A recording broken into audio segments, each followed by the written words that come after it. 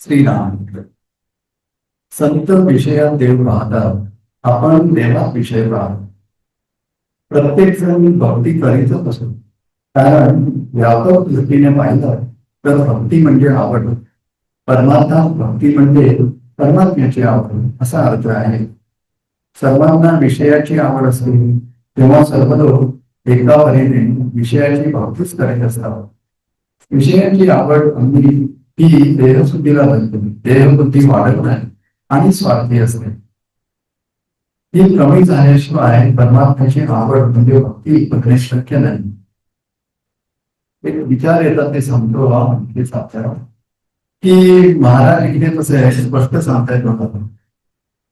विषयाची आवड देहबुद्धीला बनू नये आणि आता पंचमहाभूतांनी देह बनलाय, त्यामुळे सर्व पंचमहाभूतांच्या बाबतीतली आमची आवड असणार आहे. त्यांच्या बाबतीतली आमची देहबुद्धी वाढत जाईल आणि ती स्वार्थीही असते. ही कमी झाल्याशिवाय परमात्म्याची आवड म्हणजे भक्ती शिकवणे शक्य नाही. सरळ सरळ महाराजांचं वाक्य आहे, आपण त्याच्यातलं चोर समजून घ्या की काय आहे. एक प्रकारे परब्रह्म बोलतो महाराज, म्हणजे सारस्वत माणूस नाही एवढा नाही. त्यामुळे त्या वाक्याला असं अर्थ आहे, त्याच्यात जी शक्ती आहे ती जर आपण लक्षात घेऊन त्याच्यात श्रद्धा घालून जर केलं तर त्यांच्या आज्ञेप्रमाणे होणार नाही हे शक्य नाही असे म्हणाले. तो आपल्याला भक्तीत जर उपजायला पाहिजे असेल तर कुठून तरी ही विषयाची आवड कमी करायला पाहिजे हे महाराजांचं सांगणे. आणि महाराज एक ठिकाणी म्हणून गेले हवे नको पण कमी करावं. हवे नको कशातलं करून तर महाराजांचे विषय नको असं महाराजांनी सांगितलं आज. आणि काय पाहिजे तर महाराज पाहिजे हे हवे पण मला वाटत. या एका वाक्यामध्ये महाराजांनी परमार्थ कसा करावा हे सांगितलं. महाराजांची खरंच उभी काय असेल त्यावेळेचं जे सांगणं आहे ते आपण त्यावेळेच्या लोकांसाठी आढाडी जाऊन समजा करतात. म्हणून हे स्पष्ट आहे की परमात्म्याची आवड म्हणजे भक्ती, ती देह विषयाची आवड कमी झाल्याशिवाय करणे शक्य नाही. मग कसं करावं तर तुमची आता तर प्रोसेस पण सांगतात महाराज नेहमीप्रमाणे सगळं काही डिटेलमध्ये देऊन ठेवतात. याकरता भक्ती मार्गाची पहिली पायरी म्हटली म्हणजे मोबदल्या नाही, निष्काम निस्वार्थी परमात्मा स्मरण करणे. आणि शेवटची पायरी म्हणजे आपण स्वतःला विसरणे, देहबुद्धी विकसित होणे ही होईल. आता गंमत आहे याच्यामध्ये आपण पहिली पायरी आपण महाराजांची करायला लागतो. भक्ती मार्गाची पहिली पायरी म्हणजे मोबदल्या हवी, निष्काम निस्वार्थी परमात्मा स्मरण करणे. हे करत असताना मधल्या पायऱ्या संपतातच राहत नाही, डायरेक्ट शेवटचीच पायरी आहे. त्याला दोनच पायऱ्या आहे असं महाराजांना सांगतात. काय म्हणतात ते, पहिली पायरी जर तुम्ही निष्काम निस्वार्थी परमात्मा स्मरण केलं तर स्वतःला विसरून जाल, देह सरळ होणार. देहरक्षण हे परमात्मा प्राप्तीकरता त्याकरता करणं. केवळ विषय सेवनाकरता जगणे असेल तर त्यापेक्षा मेलेले काय होईल. आज खरंच महाराज एकदम रोग विषय घेत आहे ना, त्या व्यवहारात सरळ आहे. इतर वेळेस लोक समजावून समजावून बाबा होता करत शिकवणार. आज म्हणतात नाही नाही तुला स्पष्ट सांग. कधी कधी नाही का जागा म्हणून जोरात आला होता की जागा झालाच पाहिजे. झोपताना पण सांगितलं असं झोपला नाही तर थंड पाण्याची बाजू होते. तसं इकडे आज आहे तसं विषय. परत एकदा शेवटचं, केवळ विषय सेवना करता जगणे असेल तर त्यापेक्षा मेलेले काय म्हणजे आपण कशासाठी जगावं हे मनात किती स्पष्ट असलं पाहिजे. महाराजांचा जयंती उत्सव आपण बघतो ते भगवंताच्या ठिकाणी प्रेम उत्पन्न व्हावे म्हणून. मुळात प्रेम नसेल तर ज्याच्यावर प्रेम असते त्याला आपण जो उपचार करतो तो उपचार करून प्रेम आणायचे असते. हे परत फार मोठी गोष्ट आहे. परत काय करावं हे सांगून ठेवलंय. कसं म्हणजे नामामध्ये प्रेम नाही. प्रेम असलं तर काय प्रश्न आलाच नसतं नाही आम्ही नाम घेतलं. कारण प्रेम असलं की ती गोष्ट आवडीची असते ती सतत करावीशी वाटते, जवळ असावीशी वाटते, सेवन करावीशी वाटते. तर ते आलं नाहीये. म्हणून नामामध्ये प्रेम कसं येईल तर ते म्हणतात काय, प्रेम जर नसेल तर ज्याच्यामुळे प्रेम येईल त्याच्यावर उपचार करून प्रेम आणावं. हा नाम हे निर्गुणातला भाग आहे असं महाराज सांगून दे. पण ते आणि नाम वेगळे नाही हेही स्पष्ट सांगितलंय. नाही आता सगुणावरती आम्हाला प्रेम करता येतं. लोकच ते आमच्या आवडीचे दिसले, महाराजांचे तुम्ही सर्व म्हणतात आपसुकच प्रेम वाटलं, आपले वाटले. आता महाराज स्वतः जर माझे आहेत आणि स्वतः म्हणतातच माझं आवडीचं वाक्य, आता तुम्ही माझे झाला म्हणल्यावरती आता आणखी काय मला त्यांनी करावं माझं, हा विषय जर मनात आला तर आपण तो सोडणार नाही. म्हणून मग हे म्हणतात इकडे, मग तसा उपचार करा. म्हणजे काय, ते स्वतःबद्दल कधी म्हणणारच नाही. तर आपण समजून घेतलं पाहिजे की माझ्यावरती सगुणावरती प्रेम करायला शिकला तर तुम्हाला नामावरती मग त्याचं प्रेम आवडेल, यायला लागेल आणि त्याची आवड उत्पन्न होईल. म्हणून तो प्रेम उपचार करून प्रेम आणायचे असते. बघा पुढचं वाटतं, प्रेम आणि उपचार यांचा अन्योन्य संबंध असतो, सरळ संबंध नाही का. त्याच्यामध्ये तुम्ही करणार ज्याच्यावर प्रेम करायचंय ते जर असेल तर त्याच्यावर उपचार तुम्हाला होणार सगळ्यात फरक नाहीच. या उपचाराने भगवंताशी संबंध वाढतो. आपल्याला महाराजांची वाढवायचं, भगवंत आणि महाराज वेगळे नाही. या उपचाराने भगवंताशी संबंध वाढतो आणि त्यामुळे भगवंताचे प्रेमही वाढते.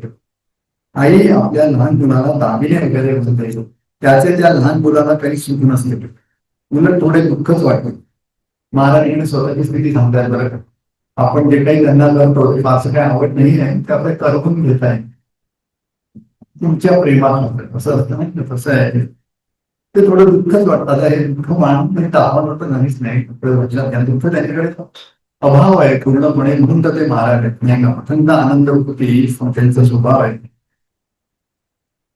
तर त्याचे उलट त्याला दुःखच वाटते. पण त्यामुळे त्या आईला बरे वाटते. इकडे आई म्हणजे आपण आई त्या खातात जाऊ नका, महाराज आपली आई, आपण त्यांची मुलं आहोत, पण तुमच्या मुलांसाठी मी हे सगळं स्वीकारतो असे महाराज.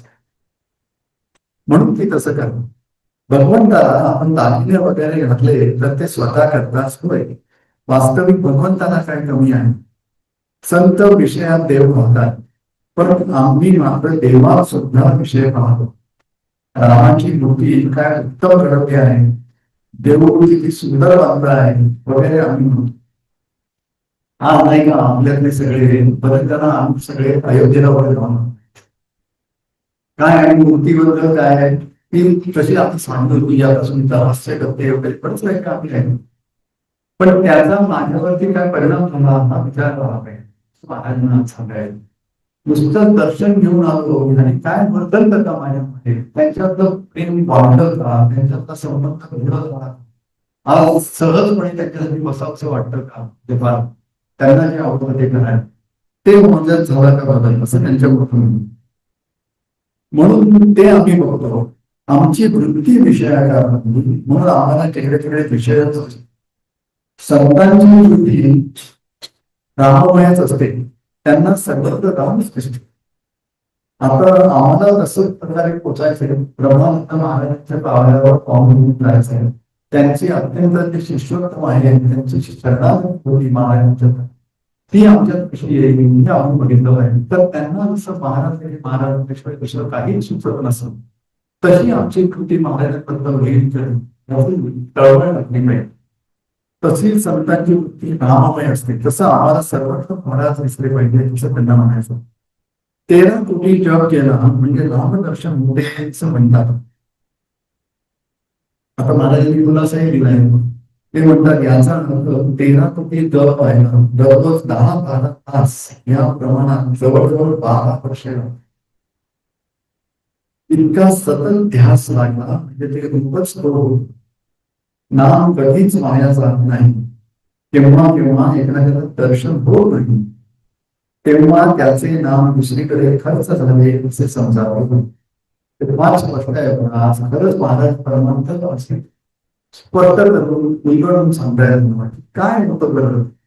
मला एकदा असं वाटलं होतं, आपले आतापर्यंत अनंत जन्म झाले असते, माणूस म्हणून आहे, पण प्रत्येक माणूस जन्म मिळतो त्या अर्थातच भगवंताचे पुण्य भरपूर पोळा त्या देवाला मनुष्य आणि त्या मनुष्य देवाप्रती साधारण दंडी असणारच. म्हणजे कुठेतरी त्याचं स्मरण म्हणजे आता असो ते काही आम्ही करतो, उपास वैकल्य असो, त्याच्यात त्या भगवंताचं थोडं तरी अधिष्ठान आमच्यामध्ये असणार. असं करत करत किती जन्म झाले असतील, त्याच्यामध्ये 12 13 कोटी राम भरत असेल काम. नक्कीच झालं, याच्यात संशय नाही, नक्कीच झालं. मग तरी सुद्धा आज महाराजांचं निर्गुणाचं दर्शन का नाही, भगवंताचं ते दर्शन का ते दर्शन का नाही? कारण सगुणाचं दर्शन असतं तर आम्ही देवात घेतल्यानंतर जे कोणी त्यांनी दर्शन झाले त्या काळात महाराज देवात असताना का पाहायला पाहिजे होतं, पण ते होत नाही. तसे 13 जण त्यावेळेस तयार झाले देहामध्ये असतात. तर बाकीच्या लाखो जणांचं दर्शन झालंय महाराजांच्या, तरी सुद्धा पूर्णत्व झालं नाही. म्हणजे काय असेल पुढच्या दर्शनाबद्दल महाराज म्हणतात ते आपण लक्षात घेतलं. म्हणून इकडे ते म्हणतात 13 कोटी जग ज्याचा होईल त्याला रामदर्शन होईल. आता श्रीरामांच्या काळात सुद्धा आम्ही बघू, आपला जीव अनादी काळापासूनचा आहे. श्रीराम झाले, श्रीकृष्ण होऊन गेले, ज्ञानेश्वर मागे आले, महाराज आले आणि आपण देवाने केले म्हणून ते सर्व आजही आहेत. तत्व परमात्मा तत्वच आहे. मग आपल्याला का बघत ते दर्शन नाही? हे सर्वांचे अवकाश ते जरी एकदा ते म्हणतात बघा, तुझ्या निर्गुणाच्या स्वरूपाप्रमाणे होईल. आता निर्गुण म्हणता आणि स्वरूप म्हणता काहीतरी कपडत आहे, टायपिंग मध्ये चुकलं आहे, बोलताना चुकलं आहे, काय असावं असं वाटतं याच्यात. पण खरं जे आहे ते सांगितलं जातं त्याच्यात रूप म्हणजे आकृती आहे असं नाही, त्याचे अस्तित्व आहे. त्या कोणाचं तर स्वच असते, ते कशातलं आहे तो स्वरूपचा, तिथून निर्गुणातला तिकडनं तो आला असं. तर त्या परमात्मा जे आत्मतत्व आम्ही जीवात्मे तयार झाले त्या वेळेपासून ते आमची अनंत आयुष्य झालेली आहे. मग याच्यामध्ये त्याला कोणी झालं तर म्हणून दर्शन नाही म्हणतात, रामाचं दर्शन नाही. मग काय केलंय तर ते म्हणतात जस जसं आम्ही नाम दर्शन झालं नाही तेव्हा त्याचं नाम दुसरीकडे खर्च झालं असं समजावे. मग आज आपण स्वतःकडे जर मी समोर गेलो आयुष्यात काय केलं थोडाच्या दिवसात नामाचं केलं महाराज म्हणून नाम घेताना काय विचार होते होता का? फक्त माझाच विचार होता माझ्याकडे. मग स्वतःशी प्रामाणिक म्हणून राहायलाच सांगायला लागतं. आज ते बसून त्यांच्याशी ती स्वतःशी अप्रामाणिक नाही पण त्यांना बसू शकत नाही. त्यामुळे स्पष्ट सांगावं नाही म्हणत थोडा वेळ तुमचा विषय नव्हता, पापीचे विषय असतो तेवढं नाम करतो. हा तुला तेव्हा सांगितलं तेवढं नाम करतो, नाम कधीच वाया जात नाही असंही आपण म्हणजे मग काय करतो नाम वाया तर जात नाही आणि मग खर्चही होऊन गेलो म्हणतात. म्हणजे मग गेलं होते तर कसं आहे आज समजा बरं आणि ती जुडी मी नंतर घेतली, कधी घेतली नाही त्यांनी 40 रुपये ती जुडी घेतली ते वरती 20 खर्च झाले मिळालं तेवढंच. पण एकाने डबल किंमत दिली आणि एकाने नॉर्मल किंमत दिली. हे म्हणजे डबल देणं तसं आमच्या कामाचं आहे. आमचे अनेक तास हे त्याचा मोबदला कामाचा कमी येतो जीवाकडे, म्हणून ते फुकट जात नाही. पण जेवढ्या प्रमाणात यायला पाहिजे तसा येत नसतो हे महाराजांना सांगायचं. म्हणून ते म्हणतात नाम कधीच वाया जात नाही. मग ते विषय प्राप्ती करता खर्च झालं असं समजावं किंवा त्याचे पूर्व भेटत असेल. काय होत आहे पटवाचं पूर्वजन्मांमध्ये आमच्याकडून अनेक कळत नकळत नको गोष्टी मिळल्या या भगवंताच्या मध्ये पापामध्ये जात. आता आपण आज स्पष्टच महाराज सांगतात थोडं स्पष्ट विचार करू, ते पण महाराजांनी सांगून ठेवलंय त्याच्यावरूनच विचार करतो. पाप म्हणजे काय आणि पुण्य म्हणजे काय? मी ठरवलेल्या गोष्टी पण पापात जातात, मीच ठरवलेल्या गोष्टी पुण्यात जातात असं नाही. जो महाराज निर्णय देतो तुझ्या कर्माचं फळ काय असं तोच ठरवतो की कशाला पाप म्हणायचा कशाला पुण्य म्हणायचं. तर महाराज आम्हाला वेदांमधल्या सगळ्या गोष्टी छोट्या छोट्या मराठी वाक्यात स्पष्ट सांगतात. ते म्हणतात काय की भगवंताच्या विस्मरणात सर्वात मोठं पाप आहे. म्हणजे त्यांचं विस्मरण घडलं की माझ्या हातून जे काही ऍक्शन घडते ती पापामध्ये जाते, ती लिंगामध्ये भगवंत घडत नाही. एवढं स्पष्ट महाराजांनी सांगितलं. म्हणून जर त्याची पाप जर असली त्या पापांचा क्षय नामस्मरण करायचं महाराज. म्हणून नाम कधीच वाया जात नाही, कारण नामाचं स्मरण म्हणजे विस्मरण नाही. म्हणजे अर्थातच ते पुण्यात असलं पाहिजे नाही, म्हणून ते पुण्याला पापाचा नाश करायला असं म्हणून त्याचं पूर्व काळ मिळत असेल तरी आता शेवटचं वाक्य शेवटचं सांगतात बाळा म्हटल्यासारखं आई म्हणजे मला असेल कसं आहे विषया करताना खर्च करू नये नामात करताना आजचं बहुवचन आहे कसं नाम घ्यावं त्याच्यावर बोलवलं आपले ते म्हणतात नाम आपले सर्वस्व वाटले पाहिजे जय सर्वस्व वाटतं का हा प्रश्न आहे मला ती पाटील बाबांची गोष्ट माहित असेल महाराजांच्या कडचे ते आपले ते पाटील बाबा होते म्हणे अतिशय सज्जन सात्विक माणूस साधा माणूस आणि त्यांच्या तरुणपणे म्हणजे तसे महाराजांच्या वयाने बरेच खूप पण महाराजांचे एकदम श्रद्धाळू भक्त झाले आणि मग त्यांचा प्रपंच होता त्यांची मुलं होती त्यांची लग्न झाली बायको पण महाराजांची भक्त झाली मुलं मुलांना महाराजांची आवड झाली त्यांनी अनुग्रह घेऊन शिष्यपडी गेले लग्न झालं सुना आल्या त्याही महाराज होत्या शेवटी आता नागपंच आणि पाटील बाबा म्हातारे झाले आणि पाटील बाबांनी एक दिवस सगळ्यांना बोलावलं आणि आपलं शेवटचं मृत्यूपत्र केलं आणि त्याच्यामध्ये आपली सगळी जमीन कितीतरी एकर त्याच्यातला तो वाडा सगळे दागिने पैसा अडगा सगळं काही सगळ्यांच्या आनंदाने अनुमतीने सह्या घेऊन मृत्यूपत्रावर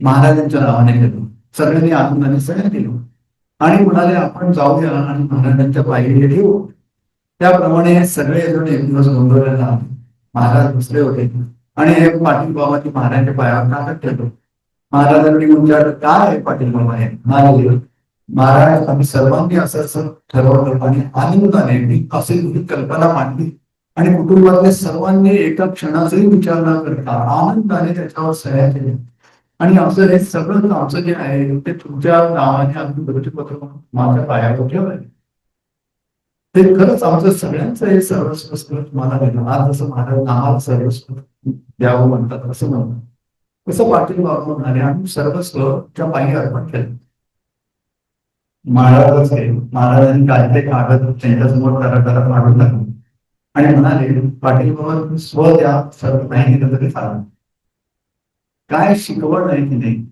आम्हाला समजण्यात की माझं म्हणतो आम्ही महाराज संसार माझा नाही तुमचा आहे मग खऱ्या अर्थाने तसं वागणूक माझी आहे का घरामध्ये का मी घराचा प्रमुख जर असं वेगळं वागलं की जर टेम्परेचर आतमध्ये वाढवतो ते करावं स्वतः की खरंच मी महाराजांचा आहे म्हणतो मग महाराज चालत गेले बरोबर असलंच पाहिजे तो कुटुंब प्रमुख आहे तर मी कुटुंबाला त्यांचा एक घटक आहे महाराजांचं आणखीन एक मला वाटतं 5 जुलैचं प्रवचन आहे त्याच्यात महाराजांचं एक वाक्य आहे मला फार आवडतं ते म्हणतात श्रीराम प्रभू आपल्या घरातीलच कोणीतरी आहे याबद्दल खात्री बाळा असं स्पष्ट वाक्य आहे परंतु मला वाटलं अरे वा मी जेव्हा पहिल्यांदा मला ते जाणवलं असं म्हणजे आदल्या वर्षी मी वाचलं मला ती खात्री होती हे वाक्य नव्हतं तेव्हा ते पहिल्यांदा आता काहीतरी महाराजांनी अचानक घातले असं मला त्या दिवशी वाटत पण म्हणजे किती आपण अनवधनाने सहजपणे मी वाचवतो हे समजत होते पण ते दिसल्यानंतर अरे वा म्हणजे चांगली गोष्ट आहे की राम माझ्या घरात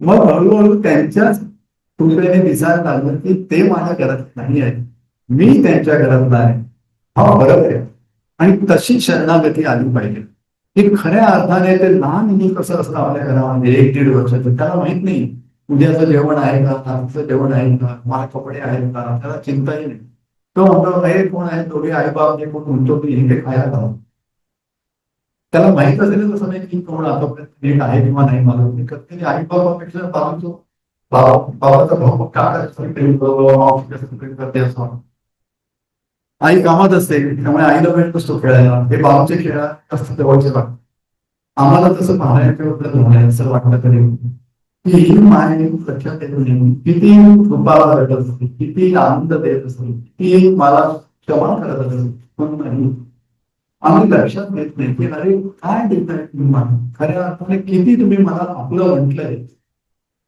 ते लक्षात न घेता मी बाकीचे दुसरे त्यांना आपलं म्हणतो त्यांच्यासाठी धडपड करू आणि त्यांच्यावरती रागवतो माझ्या मनापर्यंत गेले म्हणून तिकडे स्वतःच्या इच्छेविरुद्ध जन्म घेतलाय त्याने जे परब्रह्मातून आले पण लक्षात घ्या परब्रह्म हे कसं निर्गुण निराकार आहे त्याला निरीच्छ पण आहे त्याच्या म्हणजे त्याला इच्छा नाही ते यांच्यापेक्षा जर साधे साधू संत म्हणून, हे अवतारी संत आहे, संत जर म्हणून तुकाराम महाराज यांच्यासारखे प्रापंचिक होते, सगळ्यातून सगळं करत साधन करत करत पूर्ण बाधा पोहोचले सद्गुरू कृपेने. पण ते जेव्हा पोहोचले तेव्हा त्या परमाशी अर्थात इच्छा संपल्या. इच्छा जर संपल्यानंतर तुकाराम महाराज त्यानंतर विठ्ठल विठ्ठल म्हणत तरी तुम्ही विचारू शकता ही इच्छा कुठची विठ्ठल म्हणे. इच्छा जरा नाही का इच्छा आली म्हणून मी नेहमी म्हणतो ते बसायचं का बसायचं जोपर्यंत झोपता डोळे का श्वास काढून ही इच्छा आली एवढं निरीच्छा असं ते परब्रह्म आहे. म्हणजे निर्गुण काय असा खरंच कुठचाच गुण नाही अशी ही अवस्था. मग या इच्छा आल्याकडून आता त्यांच्या पलीकडे ही त्यांची अवस्था झालेली आहे. बरं याचा जन्मच आलाय त्या निर्गुणातून. आधी काय आहे अशाचा भाग नाही. आम्हाला कर्म केले फळासाठी जन्म आहे. यानं कर्मच नाही, त्यांनी काय कर्म केलं स्वतःवर तुम्ही जन्म घेतला हे फार पलीकडचं आहे. त्याच्यासाठी यावं काय करुणा असेल की या जीवांचा उद्धार करावा म्हणून कशात आले या मायेच्या आधी व्हायचं त्याच्यात आणि या सुखदुःखांमधून जायचं. मग आपल्याला तर माहितीच आहे चरित्रामधून गोष्टी वगैरे तेवढे जरी हा सोचल्या शिष्यत्व कसं असावं ते दाखवून दिलं. काम करावं लागते सेवा ही दाखवली. निष्काम नामाने कुठे पोचता येतं हे दाखवलं. आणि मग असंच सगळं करत असताना सुद्धा त्यांच्याबद्दल ती अवस्था उद्या कधीपासून आहे. आईला डोळे तेव्हापासून ती अवस्था. आईला कधी डोळे लागले आपल्याला माहिती आहे मराठी रामनाम घ्यायचे डोळे. अरे काय आमच्याकडे काय आमच्या आणि कसली आवडी राम नाम आमची अवस्था काय होती आपल्या समजतंय. असे सगळे आम्ही काय आई काय आनंद म्हणजे मला बाहेर महाराज समाजाला टाळ वाटलं की हे महाराज बाहेर काय सांगितलं. पण हे आले तेच आईना राम समाजाने डोळ्यात आमच्यासाठी त्यांनी जन्म घेतला. आता आम्हाला शिकले पाहिजे कुठेतरी स्वतःला चाकड ठेवलं. मला आपलं केलेलं आहे वेगळं झालेलं आहे. महाराजांनी आपलं म्हटलंय एवढं जर आपण मनात दररोज उठवलं तर मला वाटतं महाराष्ट्रात बोलवचे म्हणतात नाम हे सर्वस्व वाटत ते वाटायला. तर खऱ्या अर्थाने काय गाव हे समजायला नाहीतर त्याची किंमत नसते. मिळालेलं असतं पण किंमत नसते. जर दररोज मिळतं म्हटल्यानंतर तशी किंमत राहत नाही. आम्ही सहजपणे जातो. अंधश्रद्धा असते. कसं असतं आम्हाला माहित नाही. आता प्रत्येकाकडे समजा टू व्हीलर किंवा कार किंवा काही असेल त्यांच्याकडे आहे त्यांना माहिती आहे. बघ आपण सगळे कामाला जायला किंवा बाहेर जायला चावी घेऊन सुरू करतो आणि जातो. एकदा तरी मला विचारायला आणि चावी घेतली चालू नाही झालं तर घेऊन चालू चालू होणारच गाडी. अनलेस आजच्या दुसरा प्रसंग उलटा असेल गाडीने फार लाडा मारण्यात आपल्याला अशी परिस्थिती असे आढळलेली वस्तू नाही का ठोका करून चालत नाही अशा प्रकारची गाडीची अवस्था असते तेव्हा आम्हाला म्हणजे चालले की नाही अशी अवस्था. पण तोपर्यंत आपण कसं असतं चालू होता. ही श्रद्धा ही ते सर्वस्व वाढणं याच्यामध्ये माहिती आहे की माझी मी चालू म्हणून मी मेंटेन केले वगैरे वगैरे आम्ही सर्व काही करतो. पण महाराजांची कृपा व्हायला एक वेगळं प्रकार. माझी एक गोष्ट आहे माझ्या आयुष्यात घडली. माझ्या माणूस आहे अमेरिकेत होतो आणि तो तेव्हा सुट्टीला आले की नोव्हेंबर मध्ये थँक्स गिव्हिंग म्हणायचे. त्याला 4 दिवस मला वर्षभर सुट्टी मिळायची. 100 सुट्टी असेल त्यामुळे 4 दिवसाचं लॉंग विकेंड म्हणून लोक ट्रॅव्हल करतात. तसं तो एकदा आमच्याकडे येत होता आणि आमच्याकडे तसं ना तसं आम्ही याला राहायचो ओहायोला. न्यूयॉर्क मधून यायचा. त्याकडे त्यांनी नवीन गाडी घेतली होंडा सिविक मला. तर नवीन पुढे गाडी त्या वॉरंटीमध्ये पण होती. तर येणार एवढं काम किती तासाचा प्रवास त्याने ती सर्व्हिस वगैरे पण करून घेतली. सगळे टॉप गेले ऑइल क्रीम नवीन घातलंय सगळं सगळं काही बघितलं आणि निघालं. आणि कुठे बर्फ बिर्फ नव्हतं. आमची एक स्टेट सोडलं आणि आमच्या ओहायोच्या स्टेटची बॉर्डर क्रॉस झाली म्हणे आणि त्याची गाडी गोल फिरली स्पीडवर हायवेला फुल स्पीड मध्ये उलटी फिरली आणि येणाऱ्या ट्रॅफिककडे तोंड करून थांबली मग रस्त्याच्या मध्ये. ती कशी कशी म्हणजे 5 लेन मध्ये गेली सरळ गोल फिरली दोनदा तिथं फिरली आणि समोर त्या तिरक्याच्या थांबा. पण मागून तुम्हाला लकी ट्रॅफिक नव्हतं. मी लकीलीला मुद्दाम हात पण करतो कारण ते प्लॅन त्यांचा असतो आम्हाला उत्तर काय आम्ही भाव पटायला लोकांनी. तर लकीली म्हणे ट्रॅफिक नव्हतं आणि कोण येत होतं त्यांनी मुलगी लहान होती आणि मग जरा मन होते परत गाडी चालू चालतं मग फिरवली तिकडे मीडियम मध्ये आणि आला तो आमच्याकडे. तर आम्हाला काहीच याचं कल्पनाच नाही तर महाराजकडे का मला लावू मला समजेल. तर त्यांनी मी दरवाजा उघडला तर उभा होता मी त्याच्या चेहऱ्याकडे बघितलं. आता बर्फ पडलेला नाही बघता कुठेही रस्त्यावर गेले 3-4 बर्फ नव्हता त्यामुळे एकदम कोरडे नॉर्मल रस्ता आहे. मी आपल्या त्याला स्पीड करून होता असं केलं तो आमची पाठण पडला तुला कसं समजलं मी कुठे होतो तुझ्याबरोबर आणि सगळी मी गाडी अशी सर्व्हिस केली कसं सगळं असं असं घडलं आणि मी कसा पोहोचलो मलाच माहिती म्हणजे त्यालाही माहिती त्याने पोहोचवला. आम्ही धरून चालतो म्हणजे मला जे सांगायचं की आम्ही धरून जातो. आता ही गाडी काही म्हणा सर्व्हिसिंग पण केली नवीन पण आहे वॉरंटीमध्ये आहे. मला जेव्हा अशा गोष्टी समजतात आणि माझ्या बाबतीत जेव्हा झाल्या तेव्हा मला एक फार वाटायचं की ह्याच्यात मोठी कृपा आहे महाराजांची. ते दाखवतात मला की बघ सगळं करून नाही मी मध्ये पडलो होतो तिथं दाखवून ते पाया पडण्यासारखं होत तुझ्या मनासारखं होत नाही. तर जेव्हा आपल्या मनात विरुद्ध घडत असत किंवा मर्यादा महाराजांची इच्छा काय हे समजण्याची ती संधी असेल आणि ते ऍक्सेप्ट करायची संधी असेल की ही त्यांची इच्छा आहे आता मग आपण शांत व्हावं. आणि मग महाराज म्हणतात तसं परमेश्वराची खरी कृपा महाराजांची जी व्याख्या आहे डेफिनेशन आहे ती अशी आहे काय म्हणतात कोणत्याही परिस्थितीत समाधान ठेवत राहणं ही परमेश्वराची खरी कृपा असं महाराज कोणत्याही म्हणजे त्यांना सरळ सांगितलं लेखावर किंवा खोबडे खास असतो परिस्थितीमुळे लोकांमुळे वगैरे लोक अपमान करतात जाता वगैरे ते ती परिस्थिती येते तेव्हा ते समाधान टिकणं ही खरी कृपा.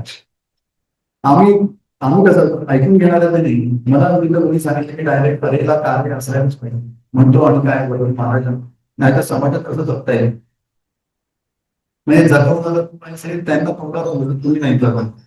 मला माहिती आहे समाजाला कार्य केल्याशिवाय करता येत नाही ही गंमत आहे. आम्हाला हे शरण जो प्रकार आहे तो शिकावा लागतो. हा थोडा वेगळ्या प्रकारे शरण जावा लागतो. का असं आहे की आम्हाला इकडे शरण जाणं म्हणजे कसं की आम्हाला माहितीये काय करायचं कसं शरण जायचं. आता डॉक्टरकडे गेलो आम्ही नेहमी सांगतो आम्ही शरण जातो.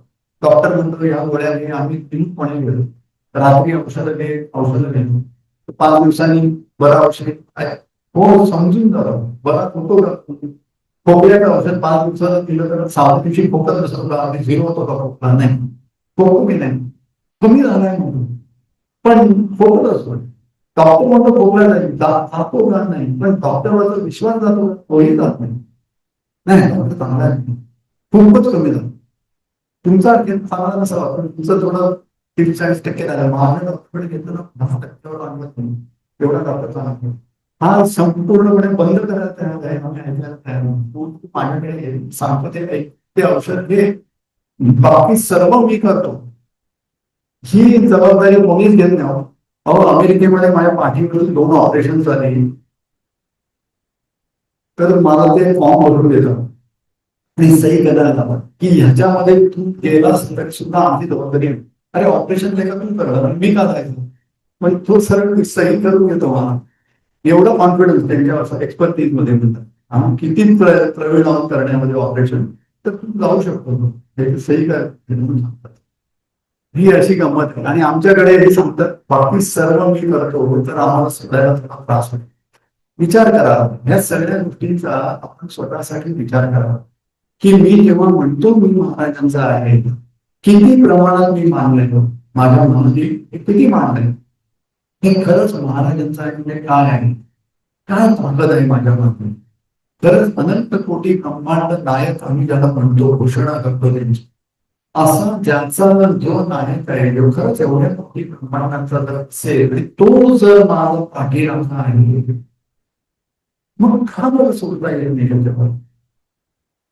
नाही विचार केला पाहिजे. आणि खरंच आम्हाला अनेक गोष्टी आपल्या सगळ्यांच्या आयुष्यात कुठे ना कुठेतरी महाराजांनी जग दाखवले असणार की जे कधी घडणार नव्हतं ते घडून गेलं पाहिजे त्यांच्यावर सुद्धा. आणि हे मोठं महाराज कृपा आहे. पण ती कृपा झाली आणि काही काळाने आम्हाला ती विसरतो, ती न विसरा ह्याच्यासाठी ती केलेली असते की तू माझा आहेस हे दाखवण्यासाठी ती कृपा आहे. एक जे नॉर्मल माणसावरती लोकांना दिसत नाही. मी तुम्हाला माझी गोष्ट लोकांना, माझ्या मित्रांनी सांगितलं मी अप्लाय केलं, माझं MBA झालं अमेरिकेमध्ये, ते म्हणाले मी जॉबसाठी अप्लाय केलं आणि जॉब मिळाला. तेव्हा त्यांना पण म्हणजे ग्रीन कार्ड करीत नव्हतं, माझ्या सुविधा होत्या वर्किंग फार. आणि मला जॉब मिळाला 11 सव्वा 11 महिने लागले जॉब मिळाला. किती ऍप्लिकेशन? मी 2763 अशा केलेले ऍप्लिकेशन पाहिजे. आणि त्या काळात इंटरनेट पण होते, प्रिंट करून प्रत्येक इंग्रजमध्ये घालून पोस्ट करायचं, स्टॅम्प पाठवायला लागायचं अशा. मला तेव्हा वाटायचं तेव्हा मी सांगायला नव्हतं बघा का. नंतर सर काय मोठी हे कोण करू शकेल, कोण करू शकेल की तू 2762 वेळा मी देणार नाही काही होतं. म्हणजे सगळे जॉब टायपिंग जॉब असे होते की मी माझ्यासाठी जॉब प्रोफाईल बनवतोय. शिक्षण, क्वालिफिकेशन, एक्सपिरियन्स सगळं बघता त्यांना मीच पाहिजे असं जॉब बसायचं. इंटरव्ह्यू व्हायचे, ते म्हणायचे तू आवडलास आणि मग म्हणायचे पण तुला ग्रीन कार्ड नाही म्हणून आम्ही घेऊ शकतो. सरळ सरळ कोण करू शकेल मला असं कसं शक्य आहे की बरोबर असं ग्रीन कार्ड होऊ नाही म्हटलं तर माझ्या दुसऱ्या मित्रांना काय केलं आणि मिळाले सुद्धा. माझ्यापेक्षा कमी एज्युकेशन, माझ्यापेक्षा कमी वर्षांचा एक्सपिरियन्स, तरी म्हणलं काय लक्ष आहे आपल्यावर, याच्यामध्ये असं होणार नाही. तू नामांतर असं आहे, त्याच्याशी काही जॉब मिळणार नाही. काय असं बघा तुम्ही, मग आपल्याला आपण फक्त आपल्या गोष्टीने बघतो त्यामुळे एवढंच तसं असं त्यांच्याकडून जेव्हा सोडतो त्यांच्यावर तेव्हा त्यांना पुढचा पण प्रवास घ्यायचा आहे. त्याप्रमाणे आपल्याला घडवणं हे त्यांचं कर्तव्य आहे. सद्गुरूंनी कर्तव्य म्हणजे त्यांना चॉईस नाही होता. कर्तव्याला कसं आहे, आपल्याला चॉईस नाही, तसं ते कर्तव्य. आम्हाला मग एवढं जर ते तयार आहे, उतावळ आहे म्हणून स्वतः, मग आपण फार चिंता करतो. ते सांगतील ते बरोबर करा, सोडून द्या त्यांच्यावर, ते काय करतात चालेल. आणि आम्हाला हे माहिती आहे की त्यांना अशक्य म्हणजे मला वाईट करता येत नाही, सगळं शक्य आहे, सगळंच माहिती आहे की नाही, पण सोडायला तयार नाही म्हणून त्या मनाला शिकवलं पाहिजे. मला वाटतं म्हणून गांधार मनाची शिकवण करुणाशंकरांनी दिली आहे, ती आपल्या मार्गावर फार उपयोगाची. त्या मनाच्या श्लोकात 205 श्लोक आहेत.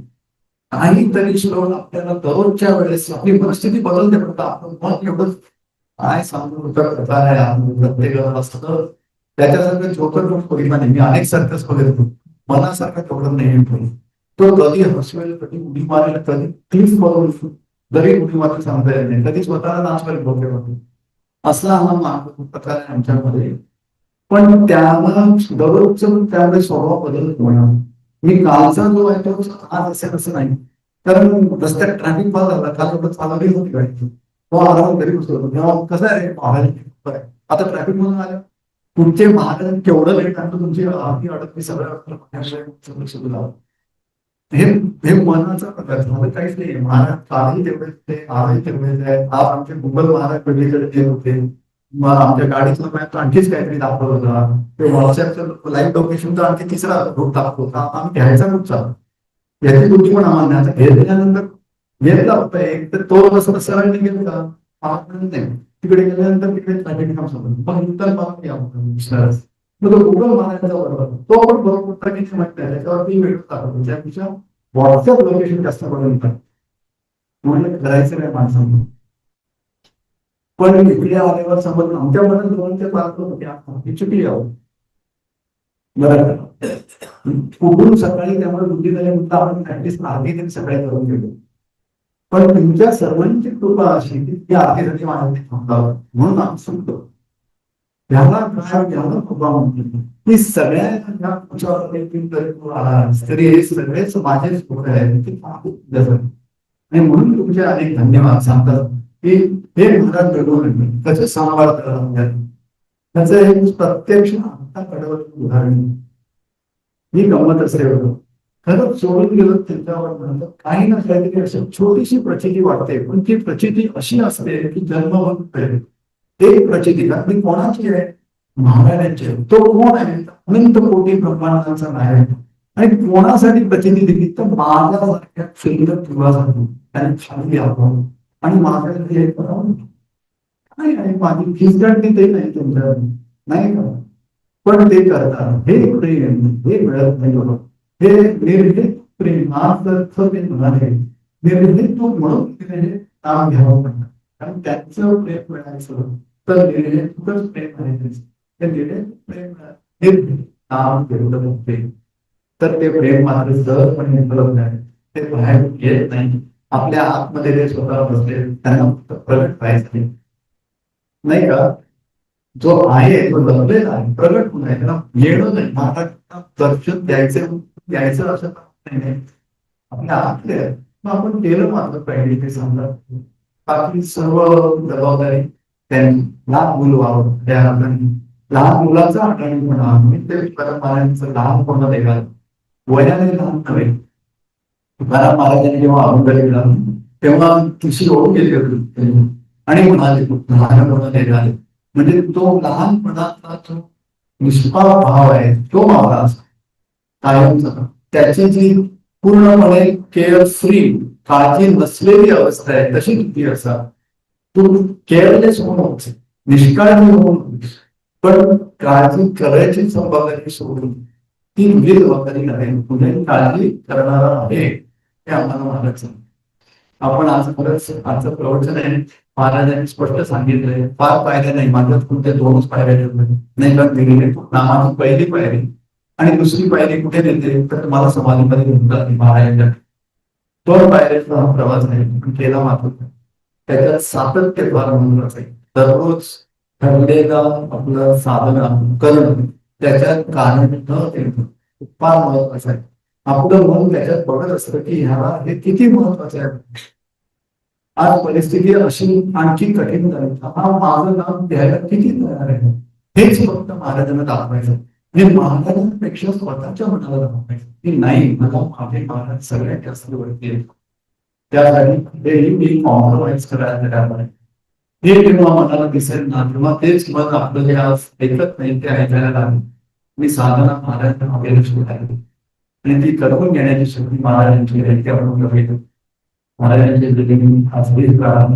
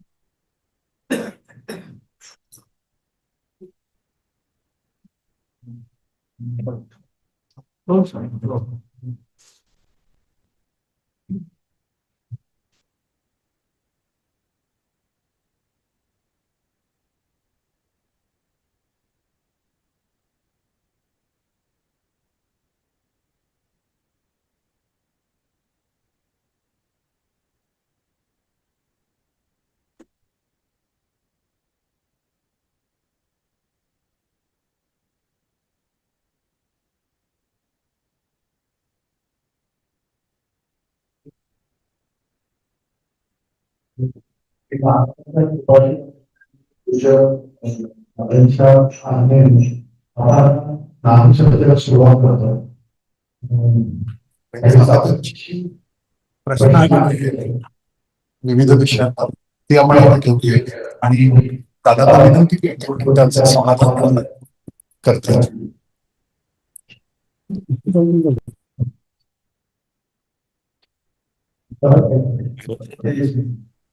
सगुण उपासना म्हणजे काय ती पालकांची केली तर चालेल प्रश्न आमचा एकदम साधा आहे आणि त्याचप्रमाणे तेवढं साधा आहे सगुण जे पंचमहाभूतांनी जे बनत आहे त्याला आम्ही आज गुणात येतो. एक पंचमहाभूतांपैकी एक जरी एलिमेंट आम्ही घेतलं तर त्यातून आलेलं. आता रूप म्हटलं तर डोळे पाहिजे, वास म्हणतात, नाक पाहिजे, चव पाहिजे, जीभ पाहिजे, चांगली पाहिजे, बरं का, पोरगी चालत. तर पण ती सगळी अनुभूती आहे ना, या पंचेंद्रियांचं वागणं असणं फार महत्वाचं आहे. म्हणून त्यानंतर अनुभव घेण्यासाठी जे आहे ते करणं, मग ते पादुकांची काही संगमातच येते की त्या मला दिसतात की त्यांच्याबरोबर काही जे काही पूजेचे उपचार आहेत ते करता येते आणि त्याच्यातून भाव वाढवत. त्यामुळे ती सगुणाची क्रिया असते. खरं म्हणजे वेदांमध्ये गुरुपालनाबद्दल बरंच काही आहे. शंकराचार्यांनी गुरुपालका शब्द ते दिलंय. त्याच्यात गुरु सत्व प्रत्यक्ष सद्गुरू आणि त्यांच्या पालका वेगळ्या नाही हे स्पष्ट आहे. आणि आपल्याकडे त्याच्यामध्ये पालकांना जास्त महत्व आहे, कारण आपला हा मार्गच आहे ते मार्ग आहे. भक्ती मार्गाचं वैशिष्ट्य असं की सुरुवातच होते शरणागती. आणि शरण जाणं आपल्याकडे एक पद्धत कशी आहे की आम्ही आमचा सर्वोच्च भाग शरीराचा तो त्यांच्या सगळ्यात खालच्या म्हणजे पायावरती ठेवतो. ही जी फिजिकल ऍक्शन आहे, शरीराची ऍक्शन, त्याच्यातून आम्ही आमच्या स्वतःच्या शरणामध्ये आधी हे दाखवायचं असतं म्हणून ते करत असतो. तर म्हणून पाप करणं आपल्याकडे जास्ती नको. म्हणून त्या दुसऱ्या कुठच्या गोष्टी कमी आहेत असं नव्हतं. जरूर सगुण आहे, त्या सगुणामधला भाव आहे कोणाचा असं ते प्रत्यक्ष मध्ये आहे त्या भावाने. जय श्री जय श्री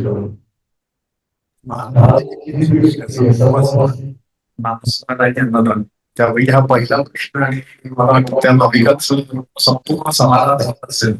दुसरा प्रश्न विचारत होता, स्त्रिया प्रपंचात खूप राहतात, मुलं बाळ पती घरातली व्यवहार एवढेच काय अगदी मैत्री कुटुंब समाज यातही निर्माण असतात. अशा वेळी नामाला म्हणजे रामाला विसरतात. पण भानावर आल्यावर क्षमा मागणं, रामा तुझ्या नावाचा विसर पडला असे ज्यावेळी तुझे नाम घ्यायला होते तेव्हा ते न घेणं पण त्याची जाणीव पण हे अनुसंधान आहे का, म्हणजे त्याची गमती नाही का?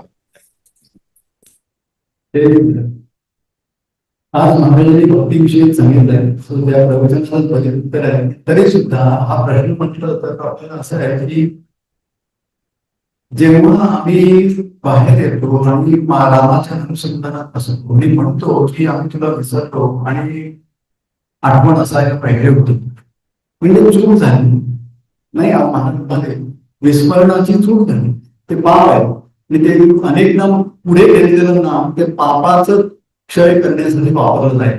त्यामुळे खरी जी प्रगती व्हायला पाहिजे ती होत नसते. त्यामध्ये आम्ही जीव हा अडकून पडतो. त्याला मी आपल्या वारकरी ठेवून, वारकरी अशा गोष्टी गमतीने आवडतात. वारकरी लोक कसे दिंडीत ज्ञान करून तिथेच असतो. असं आमचं मन एकदा थोडं पुढे जातं मागे येतो. प्रगती तेवढी दिसत नाही, पण कमी प्रमाणात आमची प्रगती होत असते. तर त्या प्रकारे आपण लक्षात घेतलं तर चूक झाली आणि स्वामी म्हणून तू भरून येईल का. समजा आता एका टोकाचं उदाहरण घेतलं. एखाद्याने समाजामध्ये एखादं आयुष्य संपवलंय आणि म्हणून कोर्टात गेलो आणि म्हणाला जयला की बाबा रे, मी यापुढे कधीही असं करणार नाही, ही पहिली चूक होती, मला माफ करता येईल का त्याला. कारण जे घडलं ते परत त्याचं उलट करू शकत नाही. पण त्याला जो गेला त्याला आणता येईल नाही, त्या कुटुंबाची हानी झाली ती भरून काढता येईल. तसं देवाच्या विस्मरणाचं जे काळ निघत चालला, काळ हा एकच आहे. महाराज पण सांगतात ज्याच्यावर सत्ता भगवंताशिवाय कोणाला ऐकत नाही, त्याची सर्वावर सत्ता चालते.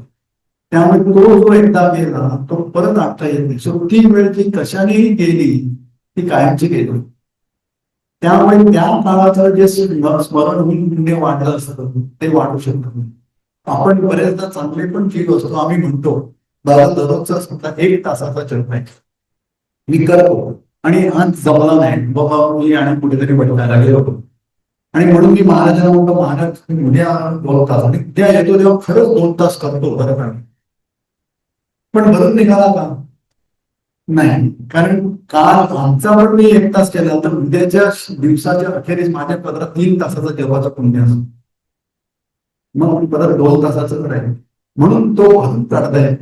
आणि त्यातून सद्गुरूची आज्ञा काय आमच्या सर्वांच्या, महाराजांची साधी आज्ञा सतत नाम घेऊन. तर 24 तासाचं नाम घ्यायला सांगतात ते, तिकडे त्यांना आम्हाला घेऊन जायचं आहे, तर मग भरून काढायला वेळ आहे काय? मी 1 तासाचा जप करतो तेव्हा उलट बघितलं तर महाराजांच्या आज्ञेचं पालन 23 तास करत नाही असं आहे. तर दुसऱ्या दिवशी 1 तास करतो आमचे 23 तास कधी भरून काढतो. दुसऱ्या दिवसाचा पण 1 तास आहे, त्याचे पण फक्त 24 तासात दिले. सो दररोजच्या 24 तासामध्ये मी भरून कधी काढणार राहिलेला. सो हे भरून काढणं हा खरा प्रकार आहे, तो खऱ्या तो शिष्यत्वाने करेल साधन त्याला नाहीये. म्हणून मग त्याची दृढ निष्ठा वाढत जाते की नाही याला कॉम्प्रोमाइज नाही, हे करायलाच पाहिजे. म्हणून वेदांमध्ये याला आद्य कर्तव्य आणि बाकी शरीराची कर्तव्य ते आपण प्रश्नांमध्ये वाचलं ते सगळे आईचे, पत्नीचे, नवऱ्याचे, मुलाचे, सासूचे, सुनेचे जे काही असतील समाजाचे हे शरीरामध्ये बोलून महाराजांकडे जाणं कोणाला आहे? जीवात्म्या आमचा जो खरा ओनर जो आहे शरीराचा त्याचा प्रवास आहे. महाराज त्यांच्या उद्धारासाठी आले, ते फक्त संसार करून द्यायला नाही आले नाही. म्हणून तर ते म्हणाले नाही का भाऊसाहेबांना की सगळे हिंग फिरायचं राहील, खरा प्रसंगीचा कोणी मिळत नाही. तर त्यांना एकदाच महाराज कधीच निराश होत नसत. त्या एक दिवशी हा एक छोटासा त्यांचा छोटासा निराशेचा सूर पण आपण पकडायला पाहिजे खऱ्या शिष्यत्वाने. की अरे माझा माझ्या वाटणे निराश होतो, हे मला शोभा देत नाही. तो मग मी कसं करावं? पण आजचं प्रवचन तर आहेच की निर्हेतुक नाम दिलं, मग नामाला पर्याय पण नाही. सो त्यांची अन्यत्र नाम घेऊन तिथपर्यंत पोहोचायचं. मग त्याची तळमळ कशी वाढेल याच्यामध्ये असलं. अहो आपण सर्वांनी आनंद जन्म संसार केले ना, मला म्हणून तुला मुलं किती? मी अरे अनंत प्रत्येक जन्मात कधीतरी घडून कुठे लक्षात आहे? आज जन्मातलं लक्षात आहे, पुढच्या जन्मी हे लक्षात असेल का हे करून आहे. पण आज माझं मुलं आहे चालू असेल, जे माझी बरोबर बाबा माझ्या आई माझी सासू माझ्या घरासाठी आणि मला तो आणि दुसरे परत माझे पहार कुठे गेलो तो कायम आहे. पुढच्या जन्मात जो कायम माझ्या बरोबर आहे त्याला विसरून त्याच्याशी प्रार्थना करत कसं पुढे जाणं, हे जेव्हा लक्षात येतं ना आमच्याकडून अशा गोष्टी घडणारच नाही. आता प्रवर्तन खूप चांगलं आहे, आपण तिथून जेव्हा आपण काम करतो मला वेळ देते. जय श्री जय सुराला आजच्या या प्रश्नाद्वारे आपल्या सर्वांचे सुख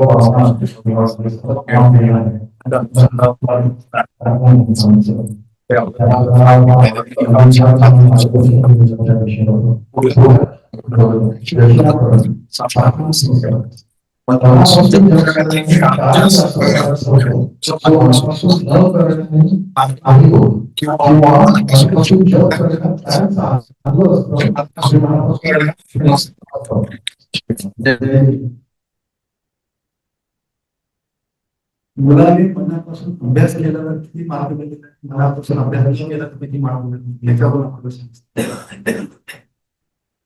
जर ते दोन्ही सारखं असेल तर मुलाकडे तुम्ही अभ्यासाबद्दल कधीच काळजी करू ते करेल चालेल ना. तर त्याला महत्व असेल तर आपल्या पण जपाला महत्व असतं पाहिजे. तरी सुद्धा प्रॅक्टिकली सांगायचं म्हटलं तर एक असं उदाहरण देता येईल. नुसताच जप केला महाराजांमध्ये त्याचं नाव पाहायचं. मी नेहमी व्यवहारातले लोक प्राप्तीचे सो पैशाला थोडंफार महत्व आहे. सो पैशाच्या दृष्टीने आपण विचार केला तर दिसतं की मला तुमच्याकडे नोकरी मिळाली आणि तुम्ही तासाला मला 500 रुपये द्यायचे. श्रीमंत द्यायला तोंडी दिला प्रॉडक्ट 500 रुपये 5,000 रुपये आणि दुसरा मला 50च देतो. काम तेच आहे, 1 तासाच आहे. तर मी कुठे जाईल? सर आहे जो जास्त देतो तसं नामाचं आहे. मनापासून घेण्याचं पुण्य आहे आणि नुसतं नाम घेतलं 1 तासाचं नाम आहे पण मनापासून घेतल्याचं पुण्य भेटत नाही. त्याच्यात मन जे बदलतं, परिवर्तन त्याच्यात घडायचं, जे नामाने घडतं ते जर नामाशी एकरूप होत गेलं तर प्रभाव खूप असेल. हा, म्हणून आज त्यांनी ते पण सांगितलं बरोबर, 13 कोटी जग करूनही दर्शन होत नाही याचे कारण आहे. त्याच्यामध्ये तुम्हाला कामाचा क्षय होतो, पण इतर ठिकाणी नाम खर्च होतं. कुठे? तर तिकडे मन तिकडे फिरतं, त्या विषय वाचन त्या मारलेलं असतं. पण जर मी ते मनातून घेऊन मारल्या नाहीत स्वतःहून तर आणखी राहतील, आणखी नाम खर्च होत नाही. म्हणून नामाचं जे तेवढं श्रेय मिळायला पाहिजे तेवढं न मिळता खूप कमी मिळतं आणि बरंच नाम तिकडे खर्च केलं. म्हणून मनापासून करण्याचा प्रयत्न नक्की करा. महाराजांची सद्गुरूची शक्ती काय आहे समजते. महाराजांचं साधं सांगणं आहे, तू मन लावायचा प्रयत्न कर, मन लावून द्यायचं काम माझं. काय आहे? आपल्या साधी गोष्ट नाही. कारण मला म्हणून द्या माझं मन काय आहे, कोणाला विचार मन म्हणजे काय आहे आतमध्ये, कुठे आहे शरीरात बसते, काय रूप आकार रंग चव काय आहे, काहीच नाही. तर नाहीच आहे त्याला. ती भगवंताची एक विभूती आहे, तिला भगवंतासारखं कसं पाहिजे. सो ती पाचही इंद्रियांच्या पलीकडची विभूती आहे. मग ती या बुद्धीने समजूच शकत नाही मन काय आहे. हल्लीचं सायन्स नाही का सांगतो की तुझं माइंड आहे की नाही डोक्याकडे का ते करत जाऊ. आणि हे शरीर दहन करा नाही तर दहन करा, ते मन तिकडे गेलं की बरोबर तुमच्या जन्मात ते नवीन मन तुझे बेस्ट बनवून. तसं असतं तर छोटी छोटी मुलं वेगवेगळी वागली नसती, सगळी एकसारखी वागली नाही. तो जी मुलं घ्या 3-4 महिन्याची झाली, एकाला एक गोष्ट आवडते दुसऱ्याला नाही आवडत. हे कोण शिकून आलं फ्रेश होत असतं तर. म्हणजे आम्ही हेच मन घेऊन जातो. म्हणून त्या मनाची शुद्धी ही नामस्मरणाने होते. म्हणून ती चित्त शुद्धी फार महत्वाची महाराज समोर ते आपल्याला पाहिजे. म्हणून मनापासून केल्याने चित्त शुद्धी लवकर होते. ते आपण करायला महाराज मदत करतात.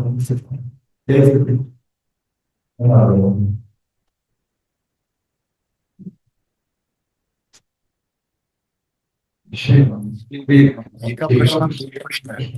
पहिला प्रश्न असतो की जप संकल्प घेतलेला आहे पण पाहिजे तसा जप होत नाही, हा पहिला प्रश्न. दुसरा प्रश्न आहे, तुमच्याकडे गुरुजी पुरुषांच्या उजव्या हाताला आणि स्त्रियांच्या डाव्या हाताला दोरा बांधतात. स्त्री वामामुखी आहे हे खरे आहे, पण दोरा डाव्या हातात का बांधतात याचे काही शास्त्रीय आध्यात्मिक कारण आहे का?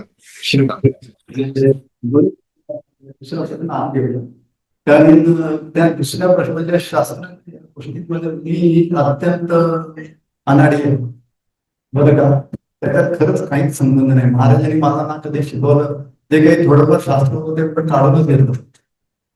ते म्हणाले नामामध्येच तू राहा आणि त्याच्यामध्ये सगळ्या शास्त्रांचा संभव त्याच्यातच येतो. ती शुद्धी फार महत्वाची असते.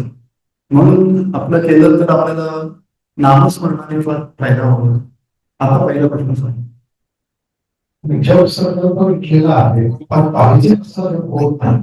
जप संकल्प याचा एवढी संख्या ठरवली होते नाही, पण पाहिजे तसं होत नाही म्हणजे त्याच्यात मन लागत नाही असं म्हणायचं. असावं असं आपण धरू चालू. आणि ही तळमळ असणं फार महत्वाचं आहे. आणि त्या दृष्टीने तळमळ असेल तर आम्ही माणूस बघत त्याप्रमाणे प्रयत्न करतो. म्हणून ही तळमळ असावी की जप मनासारखं होऊ. हीच अवस्था जशी साधकाची वाढच आहे आणि जप चांगल्या प्रकारे होण्यात आहे.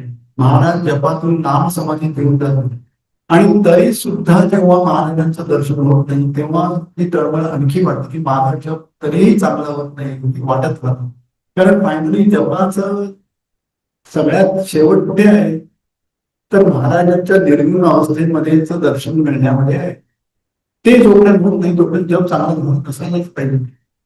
म्हणजे जीव कुठे बसतो तर 24 तास ते जप आहे, सतत नाम घे हे चालू ते करत असतो. आता आयुष्यात दुसरं काही मिळवायचं राहिलं नाही, ना इंटरेस्ट राहिले ना इच्छा आहे, आपण कुठची राहिली सगळीकडे महाराज आहे की महाराजच म्हणणार आहे आणि त्याच्याशिवाय काही सुचत नाही. जप अखंडपणे चालू आहे. नामाचं महत्व समजत आहे, मनाची एकाग्रता वाढलेली आहे, नाम समाधी होत नाही. आणि तरी सुद्धा 13 कोटीची मर्यादा केव्हाच संपली. तरी दर्शन होत नाही म्हटल्यानंतर जी काळ येते तेव्हा माणूस शरण आणि मग ते प्रगट होत तिथपर्यंत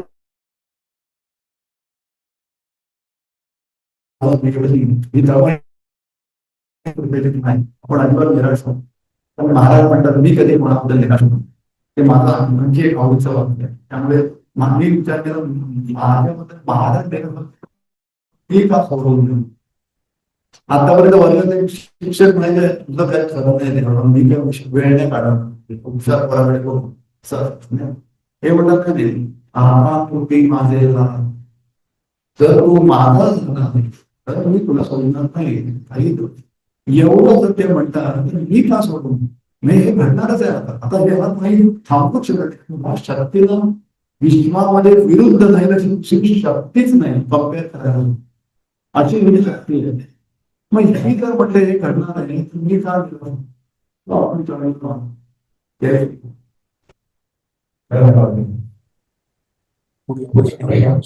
आपण शारीरिक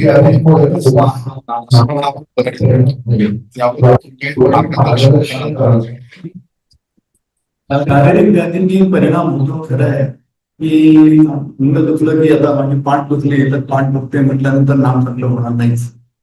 तर जनरली त्या काळात काय व्हायचं की सुरुवातीच्या काळात 97 मध्ये मी पाठीच्या गोळ्या घेत असत तिथे पाठ बोलायची बंद होत आपल्याला म्हणजे मग मन महाराजांशी बोलू शकतो अशी अवस्था असते. कधी कधी खूप दुखत असेल तर ती मला घेऊन जायची ती पण पाठीत ते एपिडोरल शॉट्स म्हणून असतात इंजेक्शन डायरेक्ट घ्यावे लागतात स्त्रियांना माहीत असत ते मला देत असत त्याच्यामुळे शांत होईल नर्वस सिस्टीम मध्ये असं करत मला सगळं चालायचं होतं. साधन डोकं मी 2 होतो की डोकं थांबले नाम घेता येत म्हणूनच म्हणण्याची प्रोसेस म्हणून असं माझा हा अंशाचा कोणी सहन करा आणि घ्या समजा सहन होत नाही ना हाच तर प्रॉब्लेम आहे ते नाही झालं मग नाम कसं होईल सगळं उद्देश नाम चांगलं मग त्याच्यासाठी मानवी घालत बसलं धन्य आहे मान्य पण ती बसले आणि तर मांडीला कळ लागली तर नाम तर बाहेर जात राहील त्यावेळेला दिलंय ना महाराजांनी कम्फर्टेबल बसा तर पण एवढे कम्फर्टेबल नको खूप वेगळीच समाधी झाली तसंही नसा तो खऱ्या अर्थाने बसा समोर महाराज आहे ते समजून घ्या आणि त्यांना आवडेल असं नाम करायचा प्रयत्न करा बाकी महाराजांची आणि त्यांची इच्छा काय एकच आहे की त्यांचा बदल असं करू त्यांना दुसरी इच्छाच नाही त्या इच्छे खातीर त्या आले मग आपल्याला काय नाही कसं करा जय श्री जे काही शरीरासाठी आहे त्याचं योग्य महाराजांचं ते प्रवचन आहे त्याच्यात ते म्हणतात बघा वृद्धांसाठी उद्देश म्हणून आम्ही सगळे वृद्ध वापरतो सुरुवातीपासून महाराज एकच करून त्यांच्यासाठी तुम्ही बघितलं कसं सूर आलेल्या पायांवरती जो नाचू शकतो ते करतात पुढचा तरुण नाचायचं होणार एवढे सूर झाल्यावर शक्य नाही रात्र चांगले बरं आपल्याला कोकून आमची दमछाक होते आणि हे नाचायला भेटतात कोण तरुण सांगा म्हणून म्हणतो आम्ही सगळं वृद्ध तर तसं काही नाही तर त्या वृद्धांसाठी औद्योगिक प्रवचन आहे ते आम्हा सगळ्यांना आहे जिकडे काही शरीराचं जवळ करत आहे आज पण शरीराची जवळ परमार्थासाठी करावी स्पष्ट सांगेल तो शरीराला किती सांभाळणार आम्ही शरीर सांभाळतो म्हणजे आम्ही फिट व्हायला पाहू आमचे झाले 60-70 आता काय तरुण दिसणार का किती फिट नाही पण त्याच्यात गुंतवत असत ते असलं पाहिजे म्हणून असं कसं व्हायचं होतं नाही शरीर हे काळाप्रमाणे बदलताच आणि ते काळाप्रमाणे जाऊ द्या मनाने जर मी पकडलं ते तर मनाचा एक भाग त्या भागाने व्यापून राहिलेला राहतो तो महाराजांसाठी फ्री नाही म्हणून महाराजांचं म्हणणं हवे नको पण तुम्ही तर मला हा आवडला महाराज किती आवडलं मला अत्यंत प्रिय एवढं मन केलं की महाराजांना म्हणू शकत नाही कारण तुम्ही मला अजून चांगलं तुमच्या दुसऱ्या रंगाचा आठवलं कसं आहे तिथे तोच भरावा तुम्हाला कल्पना आहे ना ती गोष्ट ब्रह्मानंदाची आपलं आनंद सागराची त्यांना लग्न करायला महाराज माहिती आहे काय सांगितलं त्यांनी साडीचे किनारीमध्ये तो लाल रंग आहे म्हणाले. एवढं समजतं लग्न डायरेक्ट हा साडीचे किनार सांगितलं लग्न कशाला डायरेक्ट नाही. तुझं मन अडचण ना त्याच्यामध्ये तुला समजू शकते ना. मग तू पूर्णपणे आणि काय शिष्य गुरु आज्ञा पाळून निर्लेपपणे संसार केला तसला एकही लेप चिकटूच दिला नाही असं शिष्य काय केलं असेल त्यांनी आपण समजू शकतो. गुरु आज्ञाप्रमाणे म्हणून संसार केला. जय श्री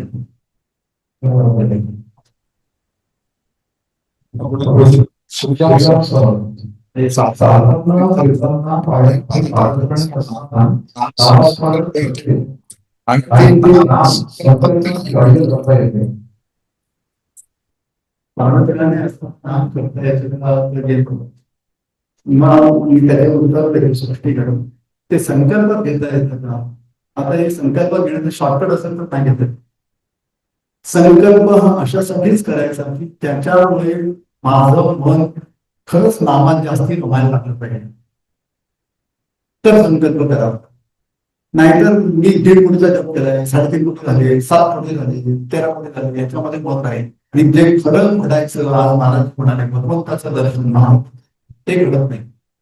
आणि ते झालंय म्हटल्यानंतर मन आणखी शिथिल होतं. झालं बाबा 13 कोटी समजतो आता म्हणजे करू पण पुढच्या जन्मी नाही केलं तरी चालेल. कारण का 13 कोटी झालं असं वाटतं. अरे 13 कोटी झाल्यानंतर जे दर्शन व्हायला ते झालं का. महाराजांच्या कृपेने आम्हाला भेटलो त्यांना दर्शनाची तळमळ तशी तळमळ लागली कुठं. फार महत्वाचं आहे. साधक म्हटल्यानंतर ते ते मूळ आहे आमचं. आम्ही त्याच्यासाठी मनुष्य जन्म की त्याचं दर्शन व्हावं. ते जोपर्यंत झालं नाही तोपर्यंत माझा जन्म सफल झाला असं म्हणता येईल नाही. तसं संकल्प सफल झाला असं म्हणता येईल.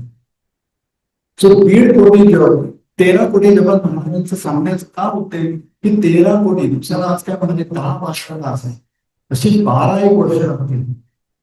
त्याच्यामधून काय होईल तर हळूहळू कुठून नामाचं प्रेम बाळगलं आणि मग एकदा प्रेम आलं तर मग मी बोलायचं थांबतो. प्रेम किती आहे हे मोजत नाही म्हणजे मी करत जातो.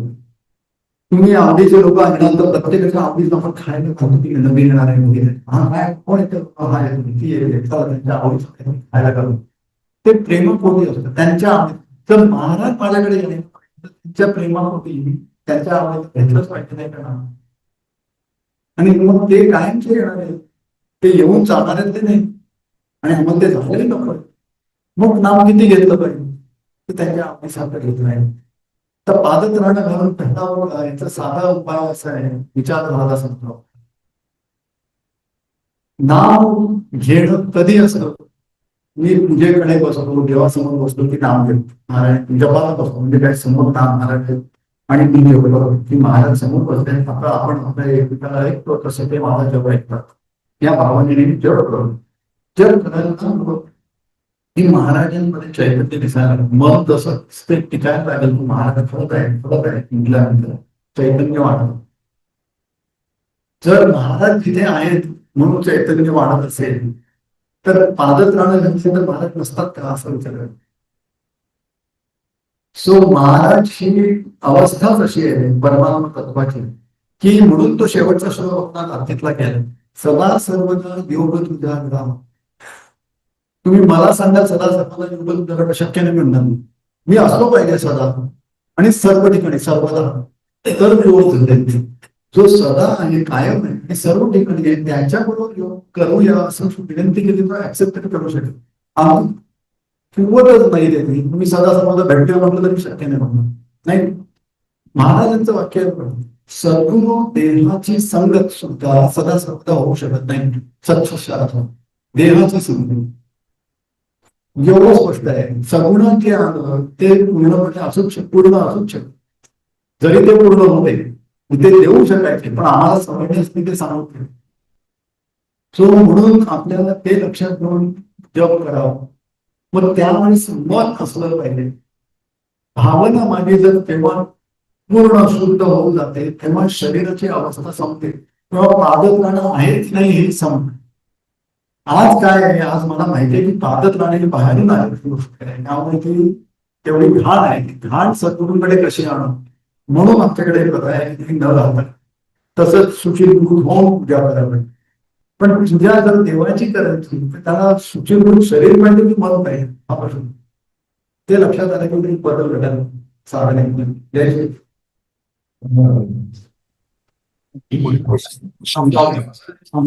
प्रॉब्लेम असं घडेल नाही तर ते आजारी असतील, ते आंघोळ करू शकत नाही, ते पूजाच करत नाही, देव त्यांना मिळू शकत नाही असं म्हटलं जातं. पण आजारी पहिलं कोणी त्यानेच केलं, मग तो अवेलेबल नाही असं काय हा अन्याय नाही त्याच्याकडून तो होऊ देत नाही. म्हणून आपल्याला जय अवस्थेत देवाची पूजा अर्चा साधना करता येते, त्याला बंधन नाही. बंधन एकच आहे की ती मनापासून आणि मग नेहमी फ्रेश असतो, ते कधीच गमन वापर करावं देश. हे सगळं मार्गदर्शन आपल्या प्रत्येकासाठीच आहे. प्रश्न तरी प्रत्येकासाठीच. पुढील प्रश्न होता, मी नेमकी कोण आहे, ओके, या जन्मी जन्मासाठी प्रवास आहे राम. आपण कोण आहोत हे महाराजांनी पण सुंदर केलेलं आहे. जेव्हा कधी कोण देह सोडून जातात आणि आपण त्यांच्याकडे दर्शनाला जातो, तेव्हा तो मृतदेह ठेवलेला असतो आणि तरी ते लोक रडत असतात की हे गेले, माझे वडील जसे गेले, त्यांचा देह होता आणि मी रडत होतो, आई रडत होती, नातेवाईक आले होते आणि म्हणाले गेले. महाराज ते जर असते तर म्हणाले असते, बाळा कसं म्हणतोस तू गेले, हे काय आहेत नाही इकडे. म्हणून आम्ही त्यांना म्हणतो महाराज हे मृतदेह आहे, ते नाही. जर मग गेलो कोण, जो देह सोडून गेल्यानंतर देह आमचा मृतदेह एखाद्या लाखासारखा पडतो आणि नैसर्गिक नियमाप्रमाणे त्याचा क्षय होत जातो इतर गोष्टींचा. तो जो गेला तो सगळा माझा होता असं मला वाटतं तेव्हा. महाराज म्हणतात जिवंतपणे तो जो आहे हे समजून त्याप्रमाणे जगणं हे या धर्माचं उद्दिष्ट, ते तू आहेस. महाराज वेगळ्या प्रकारे पण म्हणतात, हा शर्ट म्हणजे तू नाही, मग हे घर म्हणजे तुमचा नाही. तर गमतीत एकदम म्हणत होते की घराला पेंट लावत होते नवीन, तर ते लावता त्या माणसाला पण लागत काय, अरे काय करून मला पेंट लावते घराला, तर मी कुठे घर आहे, माझं घर आहे असं आहे. तसं ते म्हणतात हा शर्ट तुझा, माझं शरीर म्हणणारा कोणतरी वेगळा. महाराज सांगत नाही की तो कोण आहे, तो म्हणतो माझं शरीर, जो दुसरं शरीर सोडून यावेळेस हे शरीर धारण केले त्याने, ते सुद्धा सोडून तो पुढच्या जन्मी वेगळं शरीर धारण करेल. तो कोण, तो ते बुद्धीला समजतं तो मी आत्मा आहे, पण म्हणून स्वतःला बघितलंय का तर नाही. जर बघितलं नाही तर समजलंय कसं बरोबर. म्हणून आत्मस्वरूपाची प्रचिती येणं ही आम्हाला आणता येत नाही. सद्गुरू लागतात, ज्यांना माहिती आहे काय करावं, कसं असावं, तिथे न्यावं, पण कशा प्रकारे न्यावं, की त्याला सगळे हे दर्शन सगळ्या प्रकारे नेऊन त्याची खरी प्रचिती त्याला देता येईल. हे जो देईल तो कसा सद्गुरू हा म्हणून मी कोण मी त्याप्रमाणे निश्चित वृत्तीने ओळखून चालत नाही. गंमत असते का, तर मी जर जॉबवर सांगितलं नेहमी म्हणतो की मी कोण का, मी आत्मा आहे. तो बॉस वगैरे म्हणजे ठीक आहे, मग फुकटचं काम करतो, आपल्याला काही पत्रकाराची गरज नाही. तर तो कायम निर्गुण निराकार असतो, कायमचा त्रास नाही देतो. जॉबच्या तिकडे शरीराने मला फुकटचे एम्प्लॉयमेंट आवडलं सर, आम्हाला नाही पण पाहिजे नको, तेव्हा आमचं आत्माकडे बाजूला होतं नाही, मी शिकलो ना हे सगळं इंजिनिअरिंग करवलं त्याचं काय नाही. सो आम्हाला तसं जगणं शक्य होत नुसतं इथे समजून, कारण इथे समजून ते ज्ञान कायमचं राहतं हे लक्षात आलं पाहिजे. त्याचा अनुभव येणं, त्याने त्याची प्रचिती येते आणि मनाची घडण बदलते.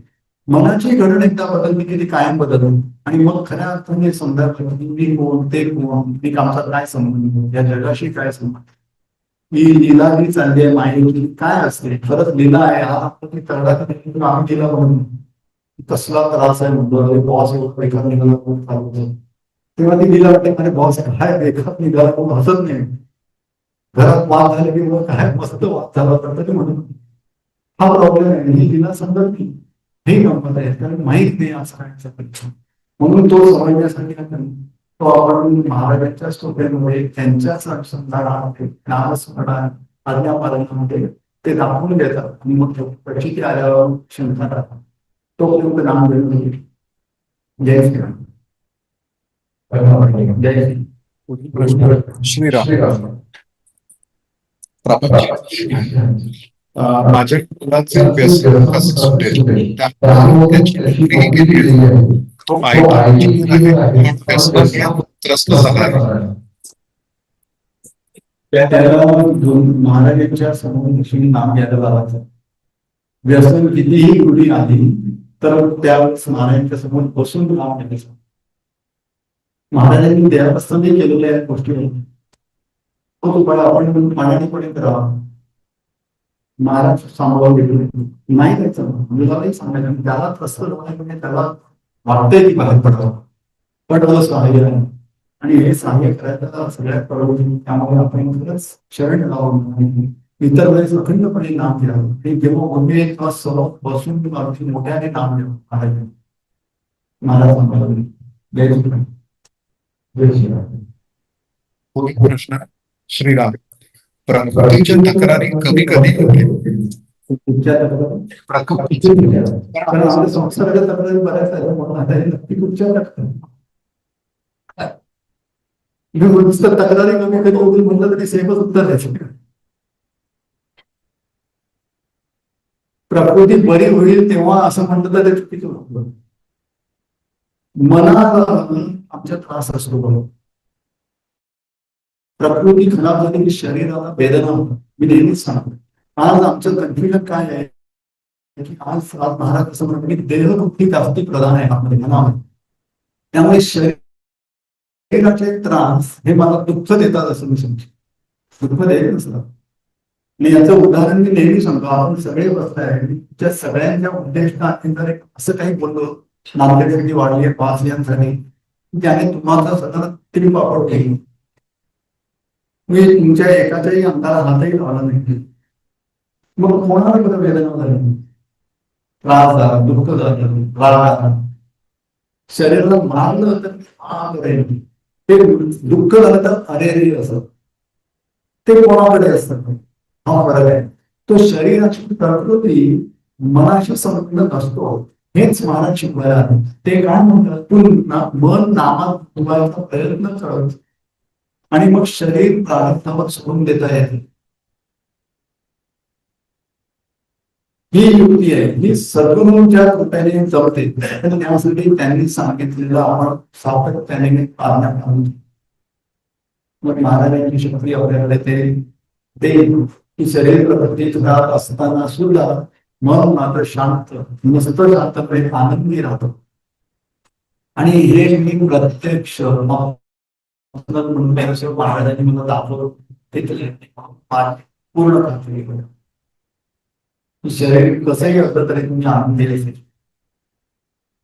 माझं वडील होता कसं अखंडपणे आहारी असेल पण कधी कंप्लेंटच ऐकली नव्हती त्यांचं उलट होतं एखादा नवीन डॉक्टर आला मी एखाद्याची डॉक्टर बरं होत नसेल किंवा एखादा डॉक्टर आयुर्वेदिक माझ्याकडे औषध आहे ते हो घेऊया कोणाले पण ॲलोपॅथिक बंद करा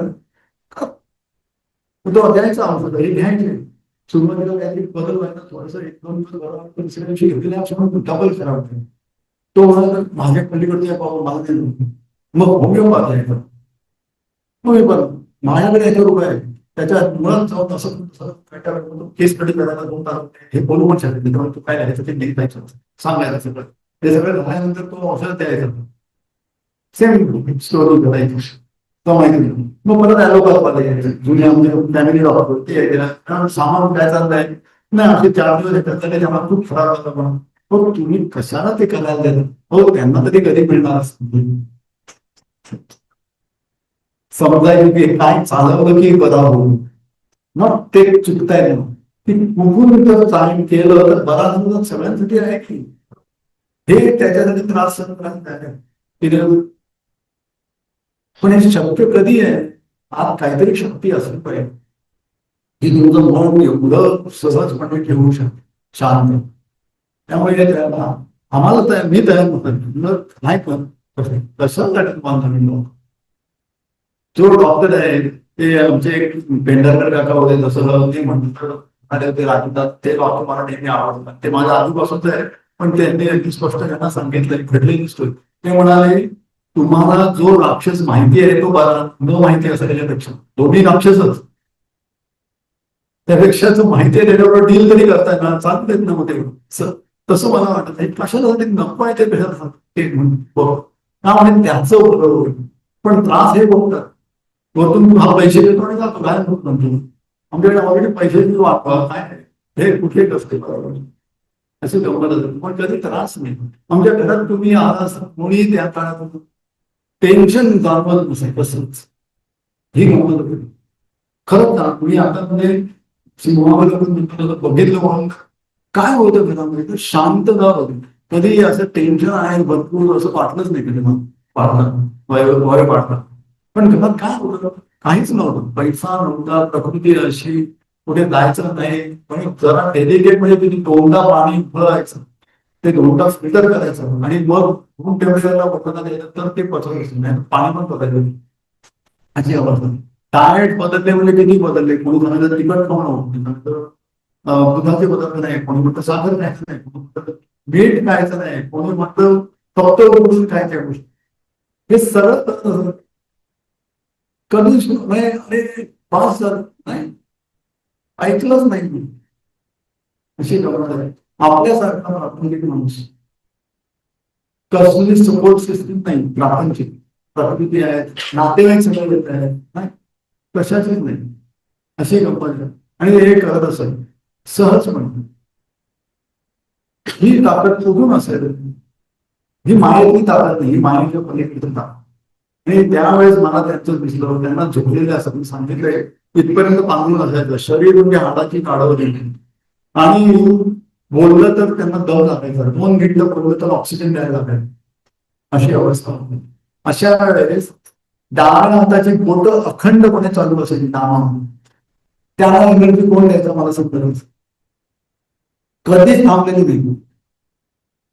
ऑटोमेशन वर असल्याला मी कॉन्स्टंटली चालायचं नामासाठी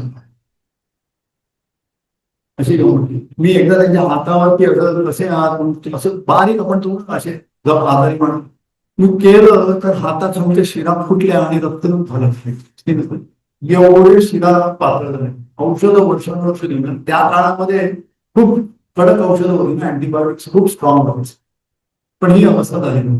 तर चेहऱ्यावर बदल, सरकृती पण बदलली, त्याच्या दुखल्याची काहीच नाही. मीच डॉक्टर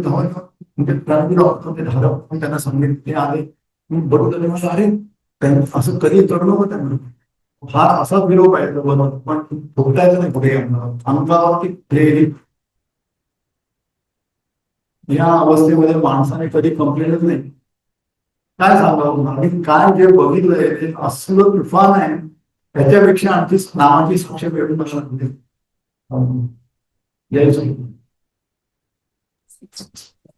पुढला प्रश्न, श्रीराम, मला नोकरी बदलायची आहे, योग्य संधी कधी येईल? चांगली नोकरी आली की आपण नाम घेत आहोत खऱ्या अर्थाने, खरंच नाम घेऊ, पण मागू नये. काय दुसरी एक गमत सांगतो आपल्याला ज्याला माहित नाही त्याला सांगावं लागतं नाही. महाराज सर्वज्ञ आहेत म्हणतो, सांगायला भेटत मी सरळ म्हणतो, सांगू नये. ऑटोमॅटिकली निर्हेतुक नाम होईल असं जरूर चाललंय, नसतं ते आतमध्ये माहित असतं की महाराज निर्हेतुक आहे पण नोकरी द्या असं असतं, चालतंय. पण नाम घेताना तरी कधीच मागू नये काही, आणि खरंच नाम घ्यावं. आणि मग माझं संधी आमची ती बरोबर आणते, त्याच्यासाठी धीर ठेवा, उतावळा होऊ नये. नाहीतर आम्ही महाराज आता घेतलं ना अनुभव कधी नाही ऍप्लिकेशन काय असं नाही. हा नाही सांगितलं ते महाराज म्हणा तू गणपतीवर चालायला नाही, एक वर्ष चालायला त्याचं असं असतं. असं यालाही वेळ लागतो.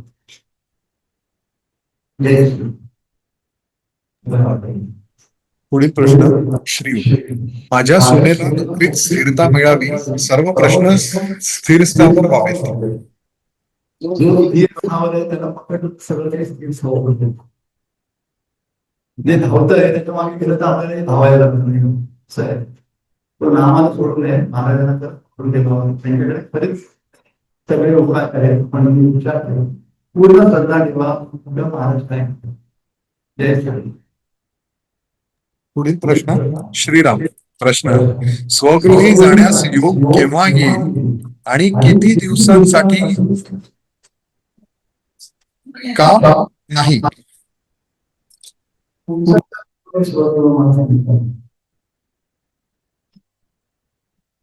जिकडे महाराज आहेत ते आमचं घर असं आम शिकलो. आपल्याला बाकी विचार करायची गरज नाही. खरं अर्थाने म्हणून तेव्हा विचार बघा महाराज भेटले म्हणतात ते काय पाहिजे. खरंच सांगतो मी बरोबर समजत नाही. खरंच नामाची ताकद आपल्याला कधी कधी कल्पना नसते आपण. पण महाराजांनी नाम वेगळे नाही, महाराजांनी स्वतः वेगवेगळ्या ठिकाणी सांगितले, फार नामी पण सांगितले, आणि त्यामुळे त्याच्यातली शक्ती आपण जाणून ठेवून खऱ्या अर्थाने तसं नाम घ्याल, आपल्याला त्याचा प्रत्यय आयुष्यात राहा. जय हिंद. पुढील प्रश्न श्रीराम समर्थ. सध्या आमचे गावी घर आहे आणि पुण्यात भाड्याने राहतो. पुण्यात नवीन घर घेण्याचा विचार आहे, त्यासाठी योग्य काळ काय आहे? तसेच 1 वर्षापूर्वी पुण्यात स्थायिक झालो. येणाऱ्या काळात मुलाला चांगली नोकरी, त्याचे लग्न आणि घरात सर्व काही सुरळीत चालण्यासाठी योग्य मार्गदर्शन असावे.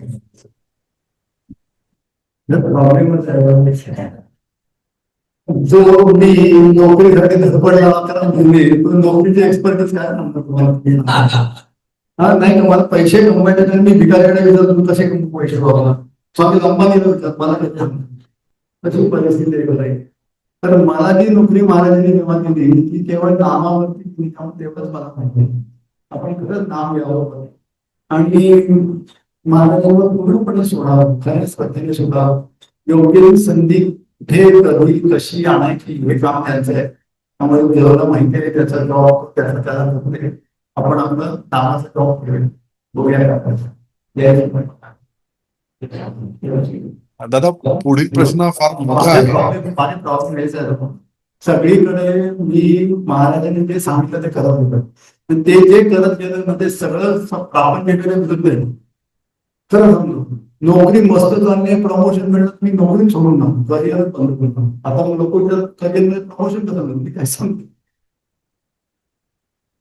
पण ते नाही.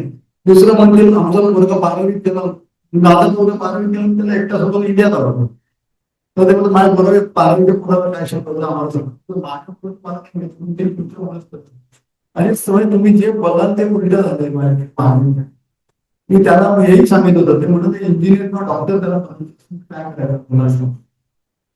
मी म्हटलं माझ्या मुलाला मी सांगितलं तू शिकायचं बंद कर, आपल्याकडे बरोबर चपात हे तर बरं होईल. यांच्या मुलाला काय शिकवायचं मला सगळ्यांच्या बाजूने काम करतो. तर आपण खऱ्या अर्थाने त्यांना आवडेल असं वाटतो आणि मग महाराज आपल्या आवडीला आपल्याला त्याची खात्री बाळगावी, संशय आणू नये आणि धीर सोडू नये. परमार्थामध्ये धीर पेशन्स फार महत्वाचा असतो. धीर कमी झाला की श्रद्धा कमकुवत झाली असं समजून घ्या. मी जेव्हा महाराजांना म्हणतो महाराज कधी होईल त्याचा अर्थ ते करत नाहीये असा माझा समज केलाय. मी हे माझ्या मनाला समजायला हे करू नका. खऱ्या अर्थाने धीर जर माझी श्रद्धा आहे तर महाराज करणार, पण तेव्हा तू होणारच खात्री पाहिजे आपल्याला तेव्हा. तो आपण त्या ठेवावं आणि नाम द्यायचं महाराज. पुढील प्रश्न थोडा मोठा आहे. श्रीराम जयराम जय जयराम. शिरसाष्टांग नमस्कार दादा. मी 2024 मध्ये श्री ब्रह्मचैतन्य गोंदवलेकर महाराजांचा अनुग्रह घेतला आहे. त्यांच्यावर माझी नितांत श्रद्धा आहे. तरीही तुम्हाला विचारायचे धाडस करते आहे. सध्या माझ्या आयुष्यात खूप गोष्टी विचित्र घेत आहेत. माझ्या आणि माझ्या पतीच्या मध्ये वाद यांचे वागणे यांची व्यसने याचा मला तीव्रतेने त्रास होतो आहे. त्यामुळे ह्या सर्वांचा त्रास माझ्या लहान मुलांना होतो. ती दोघेही घाबरतात. मला शांतपणे त्यांना समजावून सांगते पण बिचारी ओरडून जातात आणि त्याचा त्यांच्या मनावर आता नाही पण खूप खूप फुलावर परिणाम होऊ शकते. माझे पती शेती करतात. त्यात त्यांच्या हितामुळे माझे सर्व दागिने आम्ही केलेले एवढी सेविंग सर्व काही मोडले. माझ्याकडे साधे मंगळसूत्र देखील राहिले नाही. अशी वेळ काय आली. मी रोज नामस्मरण करते पण या सर्व गोष्टी व्यावहारिक पातळीवर विचार केला जातो आणि मग मला त्याचा खूप त्रास होतो. प्लीज मला मदत करा या सर्वातून बाहेर पडण्यासाठी. नमस्कार. माझे महाराज कायम माझ्या पाठीशी आहेत याची जाणीव आहे आणि तीच मला जगण्याचे बळ देते. मला योग्य मार्गदर्शन करावे. एक साधिका. आपल्या मागे म्हणतात आहे की गाणं पाहिजे तर आपण खऱ्या अर्थाने. कारण तेव्हा सुद्धा ते असं चिंता आणि भीतीचं वाटली तर महाराज कोण आहे ते न समजण्यामुळे झालेली अवस्था आहे. महाराज ही अवस्था ही परमात्म तत्वाची अवस्था आहे. तो आविष्कार आहे वेगळ्या प्रकारचा जो देहाला आला. पण तो सर्व शक्तींचा भंडार आहे आणि त्या शक्ती कशा आहे तर प्रत्येक शक्तीची अमर्यादा आहे त्यांच्याकडे. त्यामुळे अशक्य काहीच नाही. तो खऱ्या अर्थाने आपण जेव्हा म्हणतो माझी नितांत श्रद्धा आहे तर खऱ्या अर्थाने तसं मनाची ताकद वाढलेली असली पाहिजे. कारण ती जर श्रद्धा आहे तर महाराज माझ्या पाठीशी आहे त्याच्यामध्ये संशय ठेवलं. ते जर पाठीशी आहे तर भीती असता कामा नये. म्हणजे कसं असतं बघा, लहान मुलं होतं आणि आई बसलेली असते आणि अचानक लाईट जातात, पॉवर जातात आणि काळोख होतो आणि मुली घाबरतं आणि रडायला लागली. त्यावेळेस आईने सुद्धा बाळा मी आहे म्हटलं तरी त्याला धीर येतो. तसं आपली अवस्था असली पाहिजे मुलासारखी की महाराज आहेत याची ज्याला खात्री आहे त्याच्या मागे आहे त्याला भीती राहत नाही. पण आणि ज्याला भीती नाही ती श्रद्धेची पहिली गुण. भीती काळजी चिंता या निघून जातात त्याला श्रद्धा आहे असं म्हणतात. त्यामुळे आपण स्वतःचाच विचार करावा आणि त्याप्रमाणे ही श्रद्धा वाढवावी की खऱ्या अर्थाने महाराज माझ्या मागे आहे याची जाणीव खरंच जागी राहावी. त्यासाठी सतत नामात राहावं, सतत महाराजांची हे सांगत जावं स्वतःला. मग काय पाहिजे किंवा नको हे सांगायची गरज राहत नाही. महाराजांची आरंभी होईल. जय श्री जय श्री. महाराजांचे साधक आहेत. त्यांच्या कन्येने घरच्यांच्या मनाविरुद्ध प्रेमविवाह केलाय, म्हणजे इंटरकास्ट मॅरेज.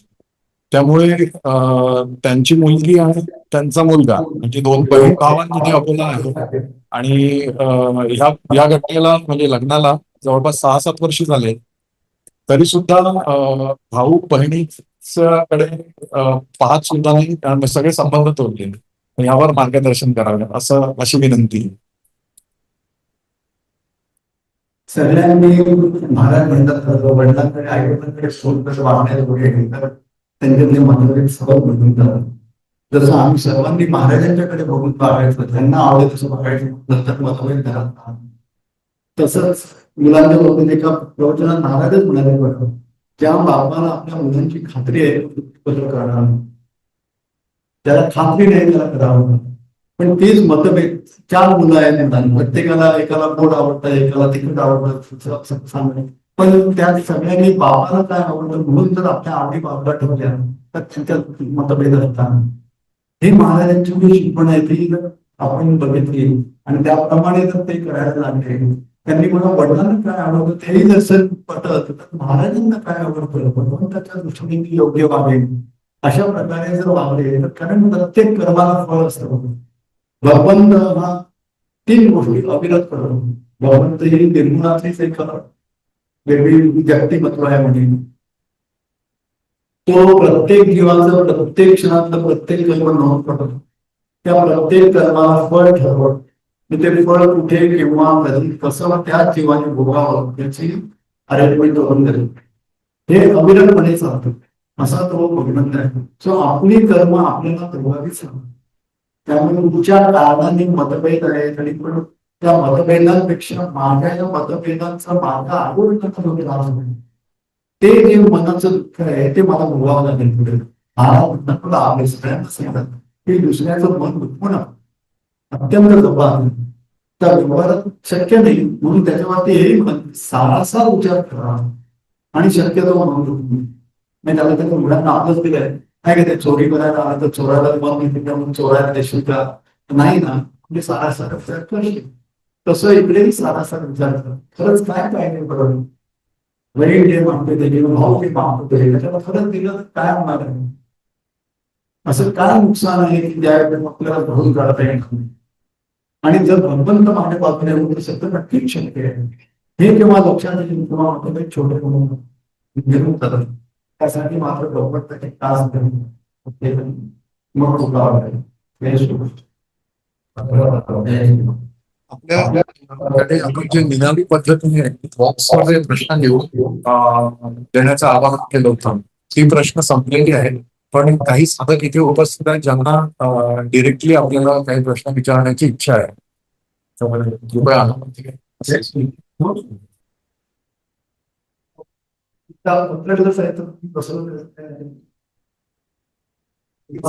विनंती करतो की कोणाचे काही प्रश्न असतील दादांकडून समाधान घेण्यासाठी तर कृपया आपण आपले प्रश्न विचारावे. मी जवळ येऊन तुम्हाला माईक देतो.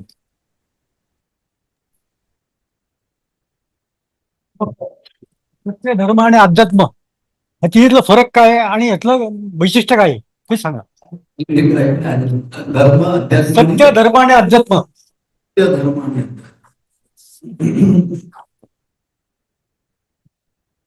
आपण ऐकणार असं आपण ऐकू येतोय तिकडे नाहीतर विचार बाकीच्या मी परीक्षेला आला असेल मला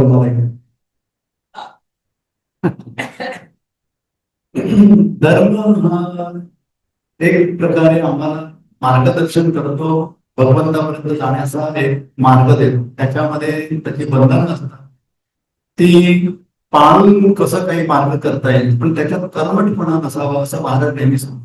कारण भगवंत हा प्रेमाची मूर्ती आहे, प्रेमात कर्मठपणा चालत नाही, त्याच्यात जास्ती समजावून घेण्याची वृत्ती असते प्रेमामध्ये. सो आपण धर्म त्या दृष्टीने वापरा. परमार्थ आणि सत्य ह्याचा खरं शब्द वेगळे आहेत पण खरं एकच आहे. त्यातून परमार्थ हा परम अर्थ जो आहे तो शोधण्याचा मार्ग, तो परमार्थ. माझ्या आयुष्याचा सगळ्यात मोठा अर्थ पुढचा तर मी कोण हे समजून घेणं हे महाराज नेहमी सांगतात. त्याप्रमाणे ते शोधणं हा जो मार्ग आहे तो परमार्थ पुढचा. तसंच अर्थ म्हणून जर आपण संपत्ती म्हटली तर परमसंपत्ती म्हटली तरी सुद्धा मी कोण हे ओळखणं हीच खरी परमसंपत्ती आहे. कारण ती तुमच्या जन्मासाठी घेऊन जात आहे. मी जेवढा जेव्हा अध्यात्मात प्रगती करत जाईन तसं तेवढी प्रगती मला मी महाराजांच्या शाळेत तसं 5वीत असेल तर पुढच्या जन्म 6वी सुरू होईल. म्हणून तो परमार्थ महत्वाचा आहे. आणि तिसरं राहिलं सत्य. सत्य म्हणजे परत महाराज भगवंत जो काळाप्रमाणे बदलत नाही ते सत्य. त्यामुळे सत्य आणि परमार्थ वेगळे नाही. परमार्थ हा एक वेळ मार्ग आहे त्या सत्यापर्यंत पोहोचण्याचा असं म्हणणं आहे. धर्म हे त्याचं ढोबळ मनाने दिलेला संस्कार आहे, त्याच्या बाजून आपण जन्मलो आणि त्याचा पाळून आपण परमार्थ करतो. अध्यात्म आतल्या आत्म्याचा समजून घेणं, त्याच्यावरचा अभ्यास करणं हे अध्यात्म. काय असतं पण एक गंमत सांगतो आपल्याला, प्रत्येकाच्या ह्या गोष्टी शब्दांच्या व्याख्या वेगळ्या आहेत. कोणाची बरोबर कोणाची चूक असा काही प्रकार असत नाही असं मी समजतो. प्रत्येक जण आपल्या परीने व्याख्या करतो. मला खरं काय करायचं हे समजून करणं याच्यासाठी मी आहे. ते मला शिकवायला आहे की तू करायला बाकीचं मी करेन, हे त्यांचं जे वाक्य आहे ते मला आवडतं.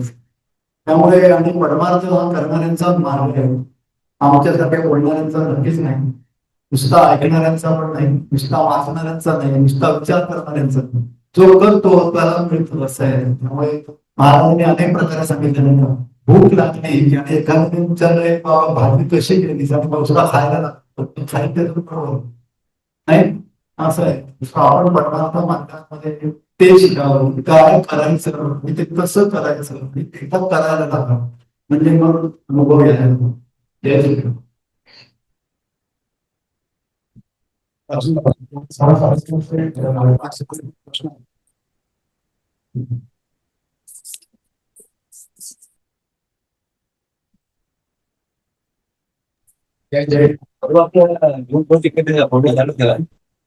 उपाधी बोलताय. वैभरणी नाम घ्यावं आपण त्याला सांगितलं होतं की आपण नामाची प्युरिटी बघावी किंवा त्याच्यावर पूर्ण कॉन्सन्ट्रेशन वाढवावं म्हणून वैभरणी जास्त नाम घेतलं तरी फरक पडले असं काय केलं ते मी त्याप्रमाणे सुधारणा करण्याचा प्रयत्न केला त्यामुळे झाला पण.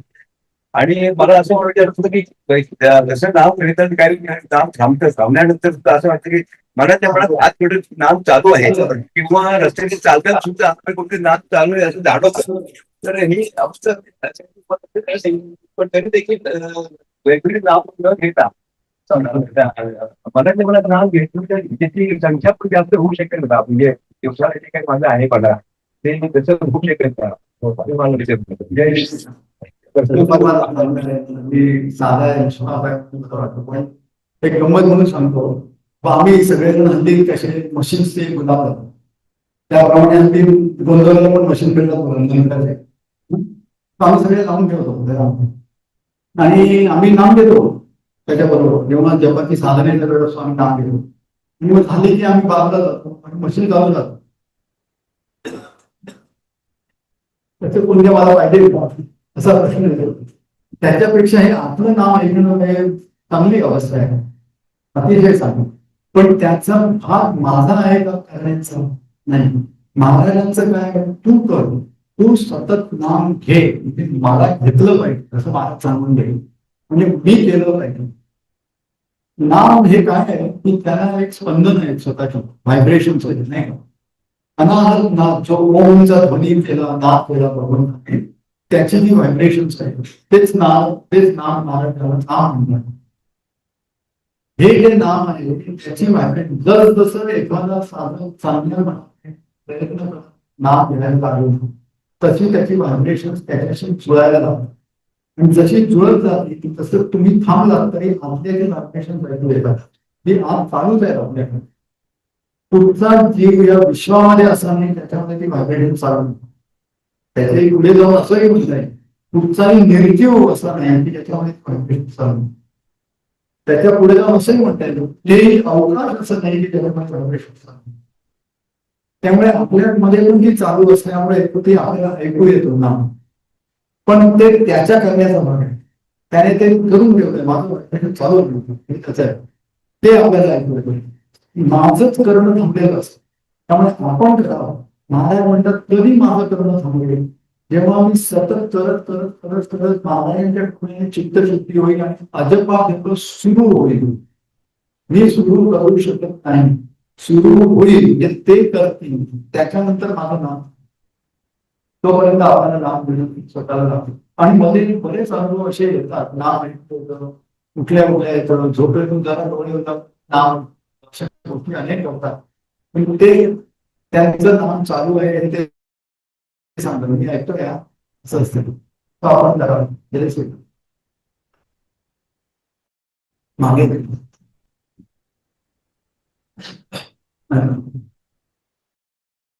तिकडे त्यांचं झालं की देते तुम्हाला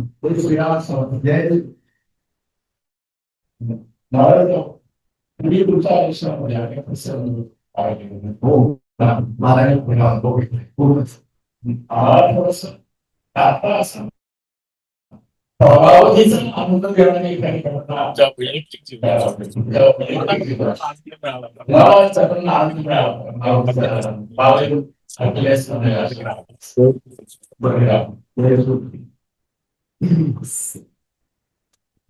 एक घटना सांगणं शक्य नाही त्यामुळे मी आपण एक सुरुवातीची आहे ती सांगतो की बहुतेकांना माहिती आहे पण मध्ये माहित नाही ती सांग. नामाला बसायला तेव्हा लागतो रात्रीचा तर साधारण 9:30-10 बसत असायचं आणि 4:15 पर्यंत डोळे उघडायचे अशी सुरुवात झाली आणि जाऊन झोपत असेल.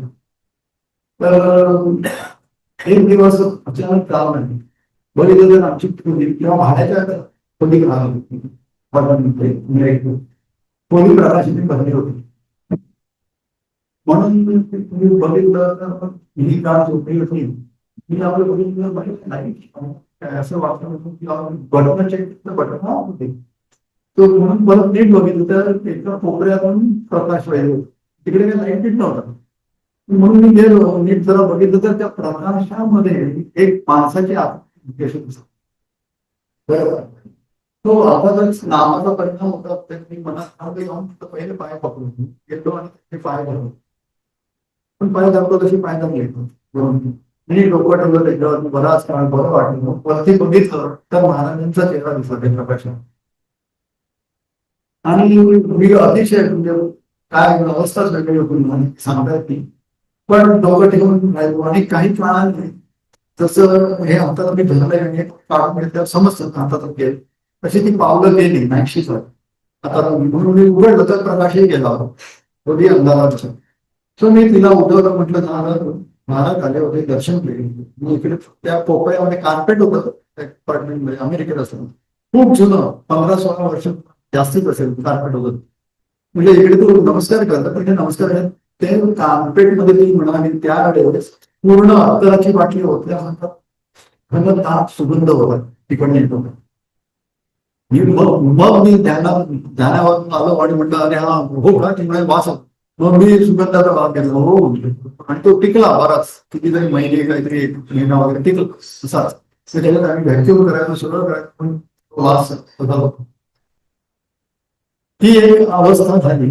पण ह्याचं खरी गंमत मला नंतर समजली. महाराजांच्या काय दिलं होतं त्यांनी मला. बघा दर्शन दिलं पण कसं दर्शन आहे तर प्रकाशमय दर्शन महाराज आहे. आणि त्या प्रकाशाचे पाय मी पकडले. शक्य आहे का प्रकाशाला पकडा. शक्य नाही. ते केवळ तेच करून आणि खऱ्या अर्थाने पंचमहाभूतांचा मालक त्यांना मागू शकतो पाहिजे तसं. प्रकाशाला रूप देणं घन रूप देणं हे शक्यच नाही तुम्हाला. ते त्यांनी दिलं.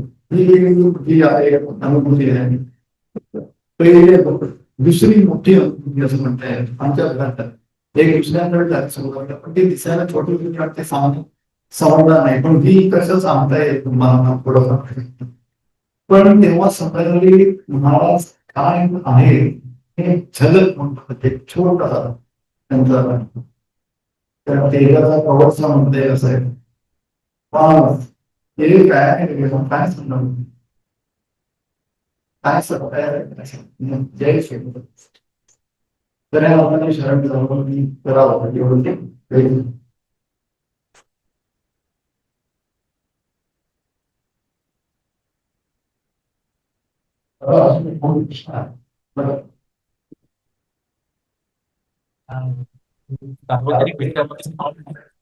सार्वजनिक विचारावरती कळत नाही पण तरी विचारतो मी. तुमचं मागच्या वेळेस प्रल्हाद महाराजांच्या ते उत्सवात तुमचं ऐकलं होतं. खूप छान वाटलं. तुम्हाला पर्सनली पण 2 मिनिटं भेटलो होतो मी. आणि माझं नाव प्रणव कायंदे आहे. माझं असं प्रश्न आहे की जसं आमच्याकडे रामदासी परंपरा लहानपणापासूनच बघितली आहे. आमच्याकडे 1-2 पिढ्यांपासून आहे रामदासी प्रल्हाद महाराजांचं वगैरे मंत्र आमच्या कायंदे कुटुंबाला आहे सगळ्याच. त्याच्यानंतर माझं थोडंसं आमच्या आजीकडचं आमचं म्हणजे मामांकडचं रामकृष्ण मिशनचं पण आहे. तिकडचंही मंत्र घेतलाय मी. इथलं मंत्र असं घेतला नाही मी पण लहानपणापासून सुरूच आहे ते. त्यानंतर मग आहे आमच्याकडे एक सखाराम महाराज म्हणून लोणारच्या लेवणीचे तिथे सखाराम महाराज तिथलंही पण आम्ही मानतो. असे बरेच 2-3 समजा आपण मंत्र म्हणू. सगळंच केलं तर चालते का आणि त्याने फायदा होतो का. आणि कारण दुसरं म्हणजे परक कोणी वाटत नाही कारण सगळेच घरचे आहेत. नाते बरेच असतात तरी आम्ही जे थोडे नातेवाईकांमध्ये सुद्धा बरेच आवडीचे असे थोडे असतात. तसं मंत्रांपणे वाटत असतं की आमच्याकडे सगळे देवाचे नाव खरं आहे. पण मनात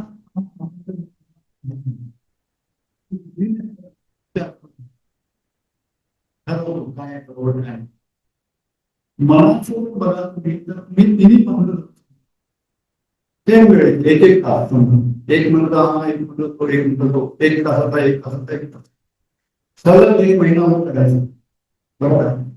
आणि त्यानंतर कधी कधी अचानक 1 महिना 30 दिवस झाले कीच असं काही नाही. एक दिवस अचानक ठरवायचं की तेव्हा सकाळी उठल्यावर पहिला नंबर कुठचा येतो ते बघायला. तो जो नंबर आहे तो तुमच्या मुलाला आवडेल तो नंबर. तो करत जाते आपण काही करतात सगळे महाराजांचे नाव फायनली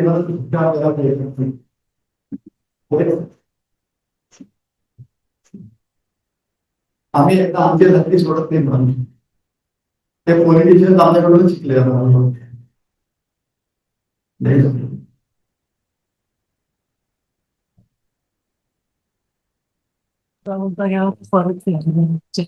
हे मला प्रश्न विचारता नाही येणार. जय श्रीराम. मला असं विचारायचं होतं की सद्गुरु लीला चरित्रामध्ये वाचतो ना त्याच्यामध्ये लिहिलंय की ब्रह्मदेव जरी खाली आला तरी त्याच्याशी नाम घेताना बोलू नये आणि रामदास नाम घेताना बोलू नये हा. आणि रामदास स्वामींच्या आपण समासात नामाच्या समासात तो म्हणतो की चालता बोलता धंदा करता उठता बसता नाम सोडू नये म्हणजे घ्यावे. तो हे कसं काय साधायचं पण नाही नाही पण मग बोलू नये मग म्हणजे नाही कळलं मला ते. व्यतिरिक्त बोलू नये म्हणजे तरी नामा व्यतिरिक्त बोलू नये नाम करत नाम घ्यावे. तो नाम घ्यावे हे सगळे शब्द सांगण्यात ज्ञानेश्वर महाराजांच्या सारखे महासिद्ध ज्ञान पंथी आहे सगळे नाही का. योगातले महान जन्मला आलेले परब्रह्माचे अवतार सुद्धा पण त्यांनी सुद्धा हरे सांगत नाही की काय म्हणाल हरे बोला काय आहे आजच्या काळाची गरज आहे. आजच्या काळामध्ये महाराज म्हणाले नाम त्याच्याकडे अवतार भाग नाही कारण झालेला अवतार आमचा सतत मिळतो. महाराज समोर आले तर आम्ही ओळखत नसतं तेव्हा मला कोणी आहे म्हणून आमचा अवतार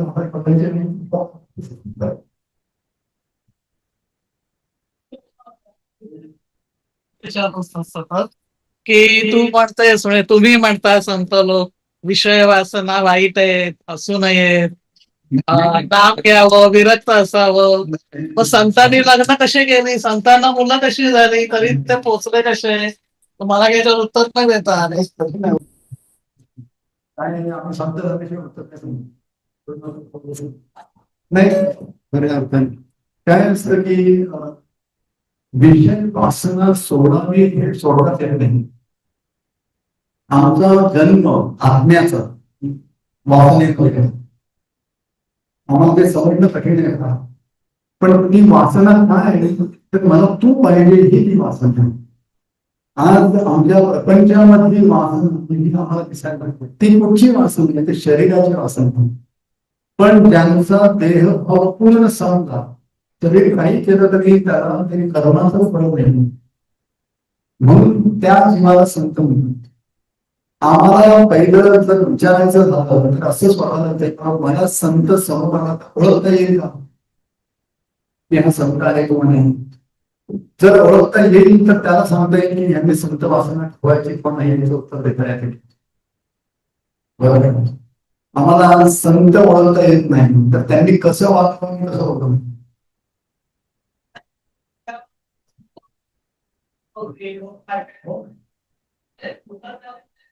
आता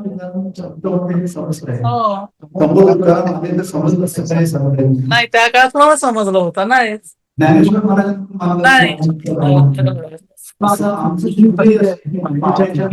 अच्छा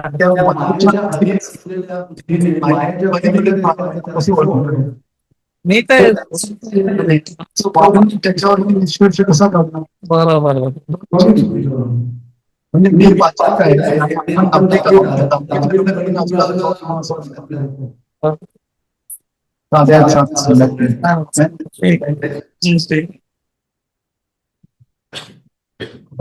प्रश्न द्यायचे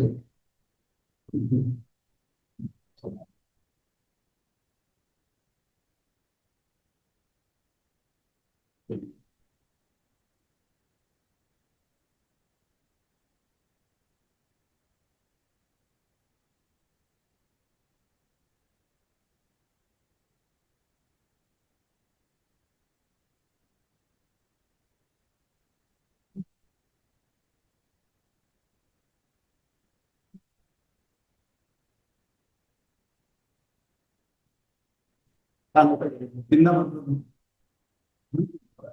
महाराजांचा दिलेला करा.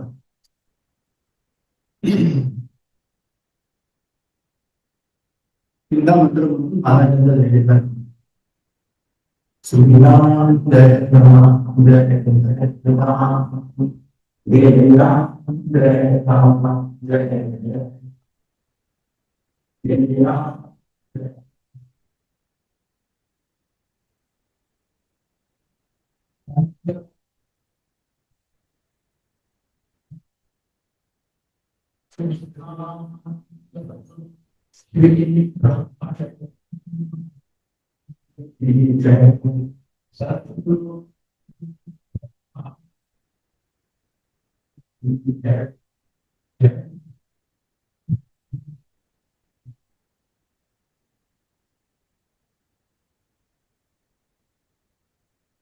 जय श्रीराम.